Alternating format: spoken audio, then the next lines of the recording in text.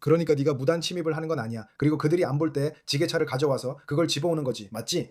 아니, 우리 그런 거 많이 해. 비하인드 더 폼에 오신 것을 환영합니다. 에릭과 HS Transport and Recovery와 함께합니다. 이번 에피소드는 긴급편입니다. 여러분이 토요일 영상에서 그 거대한 8만 파운드 지게차를 보셨다면 아실 거예요. 우리는 현장에서 에릭을 만났고 그는 정말 멋진 직업을 가지고 있습니다. 저는 당신을 리포맨이라고 부르는데 맞나요? 아니요. 저희는 회수 요원이라는 표현을 더 선호합니다. 기술적으로 담보물을 회수하는 일이기 때문입니다. 또한 리포어는 예전 TV쇼들 때문에 부정적 의미를 갖게 됐고 우리가 나쁜 성격이라는 인식이 생겼어요. 좋은 인상은 아니죠. 그래서 우리는 그 단어를 회수 요원으로 바꾸려고 노력하고 있습니다. 우린 동정심이 있고 마음이 아픕니다. 아무도 원치 않는 일을 하고 있습니다. 아무도요. 그 말씀을 하시니까 웃기네요. 저도 견인업계에 있지만 리포라는 단어는 부정적인 의미가 있거든요. 네, 모든 견인차가 리포를 할 수 있는 건 아니고 별도의 면허가 필요하잖아요. 네, 저희 페페스에서는 저희가 원해도 리포를 할 수 없어요. 그런 면허가 없거든요. 그리고 그건 저희가 하는 일이 아니에요. 리포라는 말을 들으면 많은 사람들이 TV쇼처럼 저 사람들이 네 아이 둔 엄마에게서 차를 훔쳤네 라고 생각하죠. 근데 잘 생각해보면 사실 그렇지 않아요. 그건 그냥 돈을 안 낸 사람일 뿐이고 그 차는 그 사람 것이 아니잖아요. 은행이나 그런 곳이 자기 소유를 다시 가져가는 것 뿐이에요. 맞아요. 대부분의 사람들은 은행과 전화로만 대화를 하죠. 그래서 사람들이 회수 대행인을 만나게 되면 우리가 처음으로 눈에 보이는 사람이기 때문에 욕을 먹고 화를 내는 대상이 되는 거죠. 왜냐하면 은행에는 화를 낼 수 없으니까요. 은행에는 화를 낼 수 없으니까요. 그래서 그 상황에서 우리가 어떻게 해야 할지 파악해야 하는 거죠. 요즘 세상에서 대부분의 사람들은 우리가 온다는 걸 알고 있어요. 왜냐하면 은행들이 모두와 협력해왔기 때문이죠. 그리고 저는 사업용 담보물만 다룹니다. 그래서 저는 자동차 관련 일은 전혀 하지 않습니다. 저희가 지난주에 했던 그거 지게차 말인데요. 그게 회수였나요? 그건 회수였지만 자발적인 회수였어요. 고객이 저한테 전화해서 그냥 여기 와서 가져가라고 했거든요. 네. 현장으로 가는 도중에 알았어요. 제가 가장 먼저 도착했고 알렉스는 오는 길에 자동차 인양 작업 중이었어요. 그리고 제가 도착했을 때 지게차가 사용 중이었어요. 그래서 저는 이게 작동하는데 왜 운반하고 있지? 라고 생각했죠. 저는 이게 완전히 고장난 줄 알았는데 실제로 사용하고 있었어요. 아마도 자발적으로 넘기기 전에 마지막까지 일을 시키고 있었던 것 같아요. 아니에요. 그래서 무슨 일이 있었냐면 그 지게차 주인이 거기에 그냥 두고 간 거예요. 그리고 도착했을 때 그 트럭은 이미 과적이었어요. 그들은 무게를 옮기고 있었어요. 그리고 우리가 도착했을 때 우리는 당신보다 먼저 도착했으니까 회사에서는 모든 트럭을 세팅해놓고 개 근소로 갔어요. 그런데 어떻게든 그 트럭이 과적 상태였어요. 그래서 누군가를 다시 오게 할 수 없었죠. 그래서 그들이 물었어요. 그 부지를 임대하는 사람들이 우리가 이걸 쓸 거예요 라고 했고 저는 거절할 수 없었어요. 우리는 그들이 잠깐 사용하도록 했고 저도 작동 방식을 보고 싶었어요. 우리가 그걸 들어올린 이유는 그 기계에 브레이크가 없어서 전진과 후진만 가능하다고 들었기 때문이에요. 그래서 모레이스 같은 데에 그거 몰고 올라가면 한쪽으로 미끄러져서 떨어질 수 있다고 하더라고요. 그건 제가 그런 걸 들어올리는 것에 대해 아무것도 모르기 때문이에요. 그래서 우리가 일을 맡게 되면 아는 사람들에게 전화를 해서 계획을 세워야 해요. 그리고 저는 여러분한테 전화해 보라고 추천해준 새 업체를 쓰고 있어요. 흥미롭네요. 그 대형 장비들도 자동차 할부처럼 운영되는 거군요. 예를 들어 메르세데스 벤츠를 60개월 할부로 샀다가 돈을 못 내면 차를 회수당하듯 지게차도 마찬가지인가요? 상업대출을 받고 만약에 돈을 못 갚으면 은행이 당신한테 연락해서 그 장비를 회수해 달라고 하는 거죠. 맞아요. 그리고 우리는 중간 업체를 위해 일해요. 그러니까 어떤 은행이든 그들은 중간 업체라고 불리죠. 그리고 나서 그들이 누구와 계약할지 결정하는데 제가 유일한 제공자예요. 그래서 그들이 저에게 연락을 할 거고 그러면 제가 가격을 정하고 그걸 어떻게 회수할지 방법을 짜는 거죠. 그래서 우리가 회수 대행자라고 한 이유가 그거예요. repo라는 말만 썼으면 의미가 없었죠. 저희는 기계를 어떻게 회수할지 방법을 찾으려는 거예요. 그리고 대부분 자발적으로 회수된다고 말씀하셨죠. 그러니까 몰래 들어가서 남들이 안 볼 때 지게차를 훔쳐오는 그런 게 아니라는 거죠. 맞죠? 아니요, 그런 일도 많이 해요. 오늘도 지게차를 회수했는데 그냥 창고에 가서 안으로 들어가서 바로 올라타고 가져왔어요. 네, 예전에 저랑 같이 일했던 제 사촌도 그게 제일 좋아하는 일이었어요. 그냥 들어가면 사람들이 우리가 서브 사러 온 줄 알거든요. 그냥 조끼 같은 거 하나 입으면 돼요. 네, 그냥 들어가면 돼요. 공사 현장도 안전모만 쓰고 들어가 담보물 회수해야 하죠. 저희는 모든 건설 장비 다 다루고 현장에 있는 건 모든 금융으로 구입한 걸 수 있어요. 궁금한 게 많아요. 혹시 누가 와서 저건 내 거야, 훔치는 거야 라며 막은 적 있나요? 네, 경찰이 오죠. 저희한테 경찰이 자주 출동해요. 저희는 30분 이내에 회수한 모든 건을 신고해야 해요. 그래서 사무실 직원이 바로 처리해줘요. 그래서 저희는 아시다시피 보통 그냥 현장에 갑자기 나타나진 않아요. 저희는 항상 준비를 하려고 해요. 제가 지게차를 가지러 갈 때는 10번 중 9번은 플랫베드나 랜돌 트럭이 같이 가요. 네. 대형 트럭을 회수할 때는 힘들어요. 대부분 에어가 없거든요. 그래서 그냥 앉아서 기다려야 해요. 그래서 우리가 마치 자동차 도둑처럼 보여요. 영상에서처럼 저는 민소매 셔츠에 모자를 거꾸로 썼어요. 제가 봐도 진짜 자동차 도둑처럼 보여요. 저랑 같이 일하는 친구들도 괜찮아요. 당신은 정말 수상한 사람처럼 보여요. 그게 바로 회수 요원들이에요. 아시다시피 우리는 LA 거리를 돌아다녀요. 그리고 아시다시피 2022년까지만 해도 저는 LA에서 혼자서 차를 회수하고 있었어요. 트럭을 몰고 모든 걸 직접 했죠. 그러다가 공식적으로 상업용 차량만 다루는 일로 옮기기 전까지요. 대부분의 경우 먼저 연락해서 자진해서 넘길 의향이 있는지 물어보나요? 아니면 대부분 그냥 들어가서 바로 진행해야 하나요? 우리는 그냥 들어가서 그들의 주의를 끌어야 해요. 대략 75%는 여전히 직접 가서 회수하는 건이에요. 대부분 사람들은 우리가 트럭을 회수하러 오면 놀라지 않아요. 예전엔 3개월 연체 시 우리가 왔으니까요. 사람들은 그러니까 언제 납부해야 하는지 잊어버리기 시작하죠. 3개월이나 연체된 줄도 모를 때가 많아요. 특히 아내가 납부를 담당하면 대부분의 남편들은 잘 몰라요. 정말 웃기죠. 저는 회사를 가지고 있는데 아무것도 몰라요. 저는 청구서를 내본 적도 없어요. 제 아내가 모든 청구서를 다 내거든요. 그리고 저를 방송에서 보거나 아는 사람들은 이게 100% 사실이라는 걸 알아요. 1년에 우리가 얼마를 버는지 묻지 마세요. 저도 몰라요. 저는 그냥 밖에 나가서 제 일만 할 뿐이에요. 제 말이 그거예요. 건설 현장에서 남편과 아내가 함께 일하면 아내는 창피해하고 남편은 스트레스를 받아요. 우리가 나타나죠. 그런데 지금은 3개월이 지난 후에 아내가 이렇게 말해요. 이제 3개월, 4개월이 지났어요. 무슨 일이 일어나고 있는지 아시죠? 대부분의 사람들은 우리가 온다는 걸 모르지만 지금은 알고 있어요. 그래서 우리의 임무는 지금 우리는 여러분이 이걸 재미있게 느낄 거예요. 우리는 그냥 견인차 기사나 다름없어요. 왜냐하면 이제 대부분의 사람들이 우리가 온다는 걸 알고 있으니까요.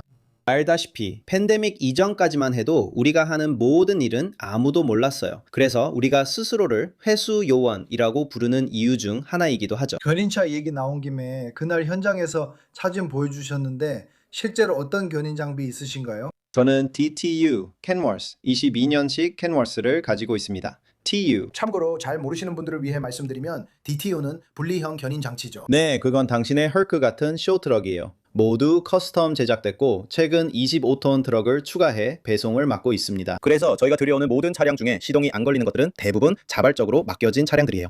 시동이 안 걸리는 차량들은 거의 다 자발적으로 맡겨진 것들이죠. 저희 사람이 야드에 가서 차량을 픽업해 제 야드에 10일간 보관 후 원하는 곳으로 배송해 드립니다. Rich Brothers, 피닉스, 베가스, 북부 캘리포니아 등으로요. 저는 아직 렌달 트레일러와 일반 트랙터도 갖고 있습니다. 장비가 정말 많으시네요. 네, 저는 그 업계에서 규모가 큰 편이에요. 저도 말하를 했어요. 왜냐하면 대부분의 시청자분들도 TV 프로그램에서 보는 것처럼 리포트 트럭이 작은 휠 리프트, 그러니까 오토로더가 달린 트럭이라고 생각하거든요. 트럭 안에 앉아서 버튼을 누르면 리프트가 내려가고 뒤로 가서 혼다 차량에 대고 바로 올리는 거죠. 사람들이 리포라고 하면 그런 걸 떠올려요. 맞아요. 그래서 대형 장비죠. 그래요. 그리고 제 DTU, 그러니까 분리형 견인 장치가 미니맨과 같다는 게 웃기죠. 전부 똑같고 픽업 트럭에 들어가는 작은 버전일 뿐이에요. 저는 그런 장비로 일을 시작했고 일반 승용차 견인 보관 업무도 해요. 그래서 우리는 견인장으로 갑니다. 저는 다우니에 있는 팀이 있어서 차가 망가지거나 보험 처리가 필요하면 견인장으로 가서 그 비용을 지불하죠. 기술적으로 저희도 몇몇 승용차를 다루지만 그건 다우니 쪽 거래 유지 목적입니다. 여긴 주로 대형 트럭을 다루지만 일부 거래처를 위해 플랫베드도 있습니다. F150, 스텝밴, CHP 같은 거래처도 있어서 필요하거든요. 가끔은 플랫베드 같은 차량이 필요할 때도 있지만 주로 그런 용도, 아주 특수한 목적에만 사용됩니다. 네, 그리고 제 LA 직원 중 한 명이 여기 LA에서 모든 회수 작업을 담당합니다. 저는 지금 Inland Empire에 살고 있어서 그렇습니다. 그래서 지금은 교통 때문에 저한테 좀 힘들어요. 어차피 오늘 여기 와야 해서 잘 됐지만 오는데 2시간 걸렸어요. 아, 네. 저도 항상 궁금했던 좋은 질문이 있어요. 예를 들어 트랙터나 트레일러 같은 걸 회수하거나 압류했다고 쳐요. 그 회사가 로직이나 에어텍 같은 추적기를 달았어요. 그 사람들이 당신이 가져간 곳으로 다시 와서 그걸 되찾으려고 한 적이 있나요? 100%입니다. 그 사람들은 항상 나타나요. 이 사람 직업 대단하네요. 네, 그 사람들은 나타나요. 저는 3지점이 있어요. 그래서 저는 다우니, 폰타나, 그리고 파리에 한 군데가 있어요.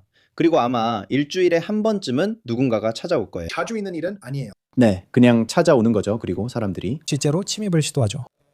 너무 심하지는 않아요. CCTV가 있어서요.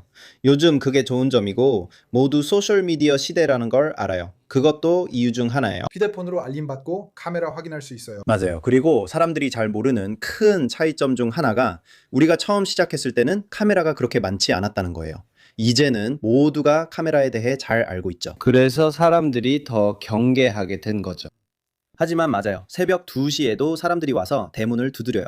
그리고 여러분도 아시다시피 사람들은 항상 찾아오죠. 그리고 많은 사람들이 모르는 게 휴대폰에서 아이폰을 추적할 수 있다는 거예요. 많은 사람들이 회사 휴대폰을 가지고 추적 방법을 알고 있거나 태블릿을 두고 갑니다. 그래서 저희는 돌아가기 전에 모든 기기를 끄려고 합니다. 우리는 모든 걸 안에 넣지만 그게 좋아요. 그들은 아마 일주일에 한 번 나타나요. 나는 한 달에 한 번 올 줄 알았는데 일주일에 한 번은 너무 심하다. 그래. 여기 사람들이 있잖아. 그리고 또 한 가지는 대부분의 사람들, 그러니까 우리가 세미트럭건을 할 때는 특히 그 사람들은 운전자들이야. 그들 중 많은 사람들이 다른 주에서 왔어. 그래서 그들이 트럭 휴게소에 있을 수도 있어. 우리는 LA에서 그들이 주차하고 집에 가는 걸 다 봐. 그들이 제일 먼저 무슨 생각을 하겠어? 내 트럭이 도난당했다고 생각할 거야. 많은 사람이 그렇게 생각해. 그래서 경찰에 신고하고 기다려야 해. 그래서 그들은 추적을 시작하고 나타나는데 그때쯤이면 그들이 연락을 받았을 때 이미 차는 압류된 상태야. 그런데 이제 그 사람들이 내 대문 앞에 와 있는 거지. 그 사람들에게 안타까운 마음이 들어. 타주에서 와서 집 내리고 친구들과 보내려 했는데 밤에 트럭이 사라진 거야. 오너 오퍼레이터라면 그게 인생이지. 그래도 청구서는 남아. 그렇지?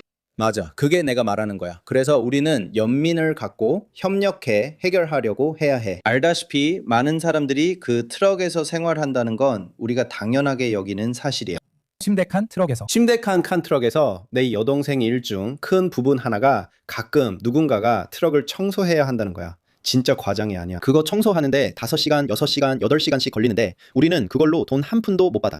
우리는 고객에게 요금을 청구할 수 없어서 항상 고객을 찾아와서 열쇠를 넘기고 물건을 찾아가라고 해야 해. 그렇지 않으면 우리가 8시간이나 청소해야 해.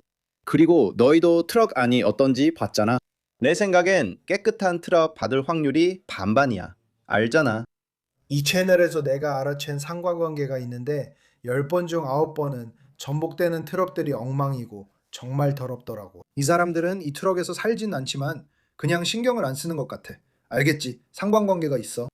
나도 궁금한데 너도 관련 있다고 생각해? 예를 들어 네가 배수하는 차량 중에 내부가 깔끔하고 정돈되어 있고 관리가 잘 된 차량을 얼마나 자주 보게 돼? 아니면 대부분 더럽고 지저분한 차량이야? 거의 없어. 내가 회사에 깨끗한 트럭을 회수하면 그 사람은 전혀 모르는 거야. 오너 오퍼레이터가 트럭을 깨끗이 하지만 크롬을 닦지 않았다면 그 사람은 힘든 시기를 겪는 거야. 사람들이 가장 먼저 포기하는 게 바로 이 부분이야. 트럭 유지에는 많은 관리가 필요하거든. 그래서 그런 걸 보면 누가 어떤 상황인지 알 수 있어. 그리고 지금 우리 경제 상황에서는 여기 오는 사람들 중에 많은 이들이 자기들이 원래 있던 곳보다 여기가 더 낫다고 느끼는 경우가 많아.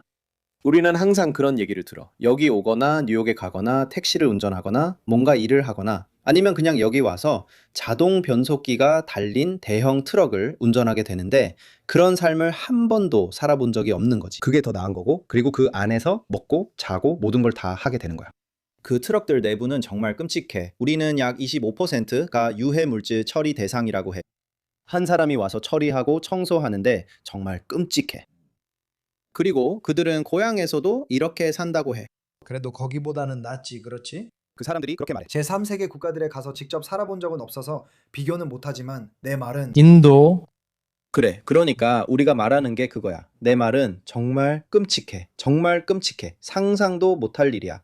그 사람들은 정말 아무런 존중도 없어. 그렇지. 알잖아. 저게 운전사인데 그 사람들은 몰라. 내 말은 그래, 문화인 것 같아. 넌 그냥 집 청소나 하자고 생각하거나 궁금해하지만 우리는 이해할 수 없어. 알잖아. 그렇게 말하니까 웃기네. 왜냐면 분명히 모든 일에는 여러 단계가 있잖아, 맞지? 인도, 영상들 봤지? 완전 엉망진창이야. 누가 알겠어? 아마도 인프라가 엉망이라서 그럴 수도 있고 여기 오면 정말 깨끗하고 정돈되어 있잖아. 그런데 일본 같은 나라에 가면 맞지? 나도 가봤는데 너도 방금 거기서 왔잖아. 그래, 나도 방금 왔어. 얘도 거기 가봤잖아? 모든 게 정말 깨끗하고 완전히 달라서 문화 충격이야. 아마 그 나라 문화가 원래 그런 거겠지? 아마 우리를 인도처럼 보는 거겠지. 맞아. 그거야. 놀랍지 않아. 다들 그 얘기하고 그 사람들은 돈을 받아. 일주일에 100달러만 벌어도 행복해 하더라. 이 사람들이 자기들이 푼돈 번다고 말할 때 그게 정말 놀라워. 일주일에 100달러라고? 일주일에. 일주일에 일주일에? 그거 완전 껌값이야, 친구. 있잖아. 너 주 경계를 넘어서 운전했잖아. 원래는 그렇게 주를 넘어 운전할 일 없잖아. 맞지? 헐크 데리러 갔을 때도 그랬지. 맞지? 그래. 내 말은 나도 이 얘기 들었다는 거야. 예를 들어 네가 라스베이거스 갈 때 그 트럭 정류장에 가면 간판에 인도 음식이라고만 써 있잖아. 그리고 거의 돈을 안 내도 되는 것처럼 돼 있더라. 그냥 밥이랑 치킨만 주거든. 그래서 많은 사람들이 그걸 알아차리기 시작했어. 가게들에 인도 음식이라고 써 있는 걸 볼 수 있을 거야. 그러니까 진짜로. 왜냐면 그 사람들은 자기들이 일주일에 겨우 100달러밖에 못 받는다는 걸 아니까. 그리고 대부분은 여기서 5년만 있다가 집에 간다고 말해. 그거 정말 미친 거지. 아마도 편하게 살 만큼 충분한 돈을 모아야 돌아갈 수 있겠지. 거기서는 트럭 운송 일을 해. 그들은 그 얘기를 피하려 해. 주변 사람들은 내가 복권에 당첨된 걸 알아서 다 물어봤어. 경력에서 최대 성공이었지. 지난 2년간 한 회사가 문을 닫았고 그중 가장 큰 회사 중 하나라 뉴스에도 나왔어. 우리는 그 회사 장비 500대를 인수했어. 세상에, 그거 얼마나 걸렸어? 꽤 오래 걸렸어. 하루에 가장 많이 한 게 75대였던 것 같대. 와. 우리는 하루에 트레일러 50대도 해봤어. 정말 많았지. 내 일에서 가장 중요한 게 바로 물류야. 그래서 자동차나 상업 자산을 담당하는 회수 대행업자들이 많이 있어. 그렇게 많지는 않아. 아니, 내가 아는 다른 큰 업체가 하나 있고 또 다른 큰 업체도 있어. 그리고 몇몇 소규모 업체들도 있는데 기분 나쁘게 듣지 마라. 나는 어떤 행사에도 가지 않거든. 그러니까 나는 아무 데도 안 가. 나는 한 번도 그런 유명 인사들하고 어울리는 자리에 가본 적이 없어. 견인차 전시회 같은 데도 안 가. 나는 그냥 내 일만 해. 나는 정말 운이 좋아. 난 웬만한 건 다 할 수 있어. 그런데 그 부분에 대해 네가 말한 것 중에 내 머릿속에 남은 게 하나 있어. 네가 상업자산 쪽에서 손꼽히는 회수 전문가 중 한 명이라고 했잖아. 네가 지방흡입 기계를 압류한 적이 있다고 말했잖아. 네가 생각하는 건 뭐든지 우리는 정말 다 생각해봤어. 제가 관여 안 한 게 거의 없어요. 모든 게 대출이 필요해서 어디서든 사람들이 이 얘기를 꺼내고 가격을 찾아보기 시작하죠. 저 기계는 얼마일까? 프린터는 얼마지? 사무실 프린터는요? 저희는 대형 사무실 프린터도 해봤어요. 네, 저희는 그런 것도 해봤어요. 그냥 들어가서 프린터만 가져오는 거예요. 네, 그냥 들어가서 나오는 거예요. 치과 사무실도요. 저희는 다 해봤어요. 별거 아니에요. 여러 창구도 그렇게 닫아봤죠. 그게 지방흡입 시수라는 곳에서 버는 돈만큼 많아요. 어떻게 그게 가능한가요? 그 사람들이 대금을 못 맞출 것 같지 않아요? 시술 받는 여성들 정말 많아요. 알죠? 그건 제가 항상 베버리 힐스에서 묻는 질문이에요. 그 사람들 알다시피 많은 사람들이 잘한다고 말하지만 정말 비싸요. 알다시피 제가 베버리 힐스에서 갔던 한 여성분은 그녀의 가게가 이 사무실만 했어요. 한 달에 5,000달러를 내고 있었죠. 와. 그리고 그 기계는 25만 달러였어요. 그녀는 100만 달러가 넘는 장비를 가지고 있다고 했죠. 제 말은 모든 사업이 그렇듯이 어느 순간에는 정말 감당하기 힘들어져요. 맞아요. 한 분기만 안 좋아도 그래요. 맞아요. 한 번이면 충분하죠. 알죠? 그게 우리 업계의 절반이에요. 한 번의 나쁜 분기. 그건 나쁜 경영이에요. 사람들은 나쁜 경영이 얼마나 좋은 회사를 망칠 수 있는지 과소평가하죠.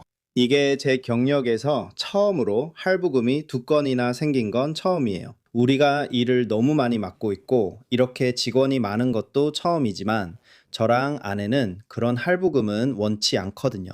예전에 사진 보여드린 작은 인터내셔널 데이캡 트럭과 여러분이 붐 장비로 도왔던 친구와 있던 작은 트럭이 아직도 있어요. 아직도 그런 트럭 중 하나를 가지고 있어요. 왜냐하면 만약 내일 무슨 일이 생기더라도 적어도 생계는 유지할 수 있으니까요. 네. 저는 그 트럭으로 많은 트럭을 견인했어요. 물건값을 벌기 위해서였죠. 할부금 내는 게 두려웠거든요. 그게 바로 현명한 사업 수완이죠. 그리고 제가 시작했을 때 그게 문제였어요. 견인 비용이 비싸잖아요. 뭐 그건 괜찮아요. 그런데 그 돈을 90일 동안 못 받는다는 거죠. 그게 우리 업계에서 큰 문제예요. 그래서 우리 같은 사람들이 많지 않은 거예요. 왜냐면 일부 오래된 분들은 50년대, 나 60년대부터 이 업계에 있었거든요. 아직도 큰 회사에서 차량 회수 요원과 현장 근무 중입니다. 그분은 90세이며 모든 내규를 만드셨습니다. 저는 아직도 그분과 이야기해요. 그분은 제가 아는 몇 안 되는 분 중 한 명이에요. 그리고 생각해보세요. 그분은 90세이신데 아직도 현장에서 일하고 계세요. 그리고 그분은 그 일을 계속 해왔고 우리 규정집에 있는 규정 대부분을 만드셨습니다. 정말 놀랍습니다. 제가 오랫동안 LA 카운티만 담당했을 때 큰 견인차 회사가 저를 도와주면서 큰 청구서를 그냥 밀어주곤 했어요. 그리고 그분들은 제가 절대 그들을 곤란하게 하지 않을 거라는 걸 알고 있었죠. 그분들도 좋아했던 이유는 제가 돈을 받으면 그분들은 더 큰 수표를 받았기 때문이에요. 그래서 지금은 연락 안 하는 사람들도 있고 예를 들어 내일 부탁하려고 전화할 수도 있는 사람들이에요. 제가 매달 정기적으로 여러분을 쓰지는 않을 수도 있지만 또 다른 일이 생길 거예요. 제 일은 항상 뭔가가 있거든요. 그리고 저는 더 이상 일을 하지 않을 좋은 친구와 함께 많은 회수를 해왔어요. 그 친구가 제 엄청난 인양 작업을 도왔고 그래서 여러분도 관여하게 됐어요. 정말 대단하네요. 앞으로도 뭔가 엄청난 걸 회수하게 되길 바랍니다, 형. 네. 우리가 방법을 찾아봐야겠죠. 분명히 우리도 뭔가를 원할 거예요. 차량 압류 업계나 회수 쪽은 제 전문 분야가 아닙니다. 제가 블로그 같은 것도 해봤고 영상에서 엘렉스와 제가 하는 일, 우리가 어떻게 보이고 어떻게 자신을 표현하는지 그리고 우리가 유머러스하다는 것에 대해 언급한 적이 있다는 건 알아요. 저희는 견인업계의 부정적 낙인을 깨고 경찰과 고객 모두에게 예의를 지킵니다. 다른 사람들이 압류 차량 회수에 대한 부정적인 인식을 없애려면 어떻게 해야 한다고 생각하세요? 저도 예전엔 편견이 있었는데 두 분 같은 압류 차량 회수 일을 하는 분들이 이렇게 멋진 줄 몰랐어요. 알겠습니다. 견인 업계는 다르군요. CHP와 거래 관계가 있으시죠? 혹시 그쪽에서 대형 견인 기사 수를 제한하나요? 아니요. 알겠어요. 그러니까 제 말이 뭔지 아시겠죠? 그런데 그런 거래처를 확보하려면 정말 많은 돈이 들어가요. 제 말이 그거예요. 제가 하는 일과 관련된 TV 프로그램들이 나오면서 모두가 가장 저렴한 트럭을 사서 할부로 샀어요. 그리고 그게 부정적인 낙인이 됐죠. 그 TV 프로그램들이 업계에 피해를 줬군요. 그 프로그램들이 우리 업계를 망쳤어요. 그 근육질의 덩치 큰 백인 남자 말이에요. 네, 무슨 말인지 아시죠? 그 사람들은 그냥 사람들을 때렸어요. 사람들에게 그러면 안 되잖아요. 우리는 그리고 대부분 또 차이점도 있어요. 예를 들어 우리에겐 그 더러운 견인 기사들이 있었죠. 밖에서 지저분하게 있는 사람들이 있고 트럭도 더럽고 차도 손으로 만지지만 그래도 그들에게 차를 맡기고 싶어 하죠. 회수 대행업자들도 마찬가지예요. 제 말은 우리는 유니폼을 입지는 않지만 나름 갖춰 입고 그에 맞게 행동한다는 거예요. 우리가 모두 진정한 회수 대행업자들이라는 거죠. 한밤중에 LA 골목길을 들어가려면 뭔가 이상해야 해요. 저는 모두에게 말합니다. 저도 여러 해 했어요. 왜냐고요? 저도 전혀 모르겠어요. 그래서 그 낙인을 어떻게 깨야 할지 모르겠어요. 밤에 몰래 다니다 보니 자동으로 나쁜 평판을 얻게 돼요. 직업이 그렇다고 해서 전문적으로 행동하지 않아도 된다는 뜻은 아니잖아요. 그렇죠? 아니에요. 제 아내도 전화로 얘기할 때 상대방을 잘 보살펴줘요. 거의 모든 고객이 전화를 걸어서 울거나 속상해하고 무슨 일이 일어났는지, 절차가 어떻게 되는지, 얼마나 많은지 설명해달라고 해요. 그게 아무도 모르는 부분이죠. 내일 은행에 전화해 결제할 수 있지만 이미 저희가 차를 가지고 있습니다. 차량을 찾으려면 여러 사람을 거쳐야 하고 경찰서에서 차량 반환 허가서도 받아야 합니다. 제 아내는 그런 사람들에게 전화로 정말 친절하게 대해줘요. 그리고 어떤 사람들은 와, 나는 차를 3번이나 압류당했어요 라고 말하면서 그냥 계속 전화하죠. 그래서 제가 회의 같은데 잘 안 나가는 이유 중 하나가 그거예요. 괜히 짜증이 나거든요. 저는 이렇게 생각해요. 여러분, 이 사람들은 그냥 정말 힘든 하루를 보내고 있는 사람들이에요. 여러분도 알잖아요. 어떤 사람들은 차를 망가뜨리기도 하고 그게 그 사람들의 생계수단이기도 하죠. 당연히 속상해하죠. 어떤 사람들에게는 그날이 지금까지 인생에서 최악의 날일 수도 있어요. 그리고 다른 견인 기사들이 불친절하게 일하는 모습도 봤죠. 일하러 나가서 화가 나 있는 거예요. 항상 그래요. 그리고 그건 절대 변하지 않을 거예요. 제 생각에는 태도가 가장 크게 바뀌어야 할 부분이라고 생각해요. 저도 동의해요. 그리고 특히 견인 일은 예전에는 지난 영상에서 말씀하셨듯이 다시 돌아온 이유가 그 일을 하고 싶어서였잖아요. 무슨 말인지 아시죠? 이제 사람들은 열정을 가지고 있어요. 그것에 열정이 있습니다. 열정이 있죠. 제가 25년 전에 처음 시작했을 때, 채용됐을 때 정말로 저한테 이렇게 말했어요. 너는 6일 동안 11시간씩 일할 거고 3일 밤은 대기 근무를 해야 하고 운이 좋으면 주말 한 번은 쉴 수 있을 거야. 그게 딱 맞아떨어지면 말이지. 일하고 싶어? 아니면 말고. 누가 그런 조건에 지원하겠어? 그런데 내가 했지. 미친 사람들이죠. 내 말이 그 말이야. 나는 평생 견인 일을 했는데 절대 압류 일에는 들어갈 수가 없었어. 2010년까지는 한 번도 못했어. 처음엔 정말 견인부터 했구나. 그래. 나 견인했었어. 그래. 2010년까지 거기서 모든 일을 다 했어. 그리고 내 친구가 차량 회수 업체를 시작했어. 그 회사 방식이 정말 이상했지. 절대 회수할 수 없는 차만 쫓아다녔거든. 그게 그들의 모토였어. 찾을 수 없는 대형 트럭들 말이야. 그래서 내가 상업용 차량부터 시작하게 된 거지. 뒷마당에 숨겨진 2대의 차를 재산에 손상을 주지 않고 회수해야 했다. 누가 할 수 있을까? 그래서 내가 시작했어. 그는 내가 차를 거의 항상 빼낼 수 있다는 걸 알았지. 처음 시작할 때 대형 견인이었나요? 아니요, 처음에는 소형 견인으로 시작했어요. 하지만 그 다음에는 중형에서 대형으로 옮겼죠. 왜냐하면 상업용 차량을 다루려면 드라이브 샤프트나 에어 시스템에 대한 지식이 있어야 하잖아요. 때로는 브레이크를 케이지해야 할 때도 있고. 트럭에 들어가야 하니까요. 저는 운 좋게도 슬링 시절부터 일하던 원래 멤버들과 함께 시작했어요. 그분들은 정말 훌륭하죠. 저도 슬링을 정말 잘해요. 뭐든지 슬링 할 수 있습니다. 그래서 도움을 요청할 때 프로토타입이 있습니다. 저는 여전히 가르치고 있습니다. 최근 캘리포니아 고속도로 순찰대 경찰 한 분이 저를 멈춰 세우고 질문했다는 인스타그램 영상이 돌고 있어요. 그분이 저를 알아본 건 여러분 덕분에 베일리 체인을 사용하고 있었기 때문이에요. 예전엔 잘못된 체인을 썼어요. 그냥 하나만 써서가 아니라 저는 더 좋은 걸 원했거든요. 그리고 그분이 저에게 설명해줬어요. 이 체인을 써보세요. 이게 좀 더 좋고 가시성도 높고 그레이드 백이에요 라고요. 그리고 그 경찰이 저를 멈춰 세우더니 나 너 자주 보는데? 라고 하더라고요. 네 장비가 다 제대로 연결되어 있네. 나한테 좀 보여줄 수 있어? 그래서 제가 보여드렸어요. 모든 걸 다 내리고 그분에게 보여줬던 것처럼 5분짜리 영상을 같이 봤죠. 그분은 장비를 잘못 두고 아무도 말해주지 않아 흔들리고 있었어요. 제가 그 회사에 2000년에 처음 들어갔을 때 저는 그들이 20살짜리로 처음 고용한 사람이었어요. 정말 신기하죠. 운전을 하게 됐고 그 다음에는 중형 트럭을 맡게 됐어요. 그리고 중형 트럭을 운전하면 드라이브 라인을 분리하고 플랫토 하는 법도 배우게 되죠. 네, 모든 기술들, 업계의 모든 노하우를요. 그렇게 해서 저는 배웠어요. 그리고 나서 저는 대형 트럭을 운전하게 될 예정이었는데 그때는 아직 젊었고 아내도 있었고 또 아주 어릴 때 딸을 입양했거든요. 저는 플랫베드 트럭에서 빠르게 일해 돈을 많이 벌었고 그게 제 길이었어요. 제 열정도 주로 플랫베드에 있습니다. 만약에 알잖아요. 여러분은 차량 한 대당 돈을 받았던 거죠. 맞죠? 네, 그런데 그 후에 알다시피 저는 어떤 사람이랑 같이 일하기 시작했어요. 사실상 제 회사였죠. 우리는 또 다른 회사를 시작했어요. 07년쯤에요. 그리고 우리는 롱비치 오로스퀘어 전체를 맡았어요. 모든 고급차들, 알다시피 포르쉐 같은 차들, 뭐든지요. 그게 바로 이 업계의 비결이에요. 그게 제 주 수입원이죠. 알겠죠? 저는 그런 고급 스포츠카들을 다룹니다. 고급 스포츠카들이요. 네, 저는 다 해봤어요. 나스카 차량도 다뤄봤고 모든 걸 해봤죠. 손상 없이요. 저는 정말 잘합니다. 그리고 항상 트레이너였어요. 그래서 제가 이전 회사에서 나왔을 때도 누군가를 고용할 수도 있었고 아니면 그쪽에서 뭔가 재능 있는 아이를 찾기도 했어요. 그러면 이봐, 너 이 아이랑 일주일 동안 같이 탈 수 있겠어? 라고 묻곤 했죠. 그래, 데려와. 내가 맡을게. 그게 중요해.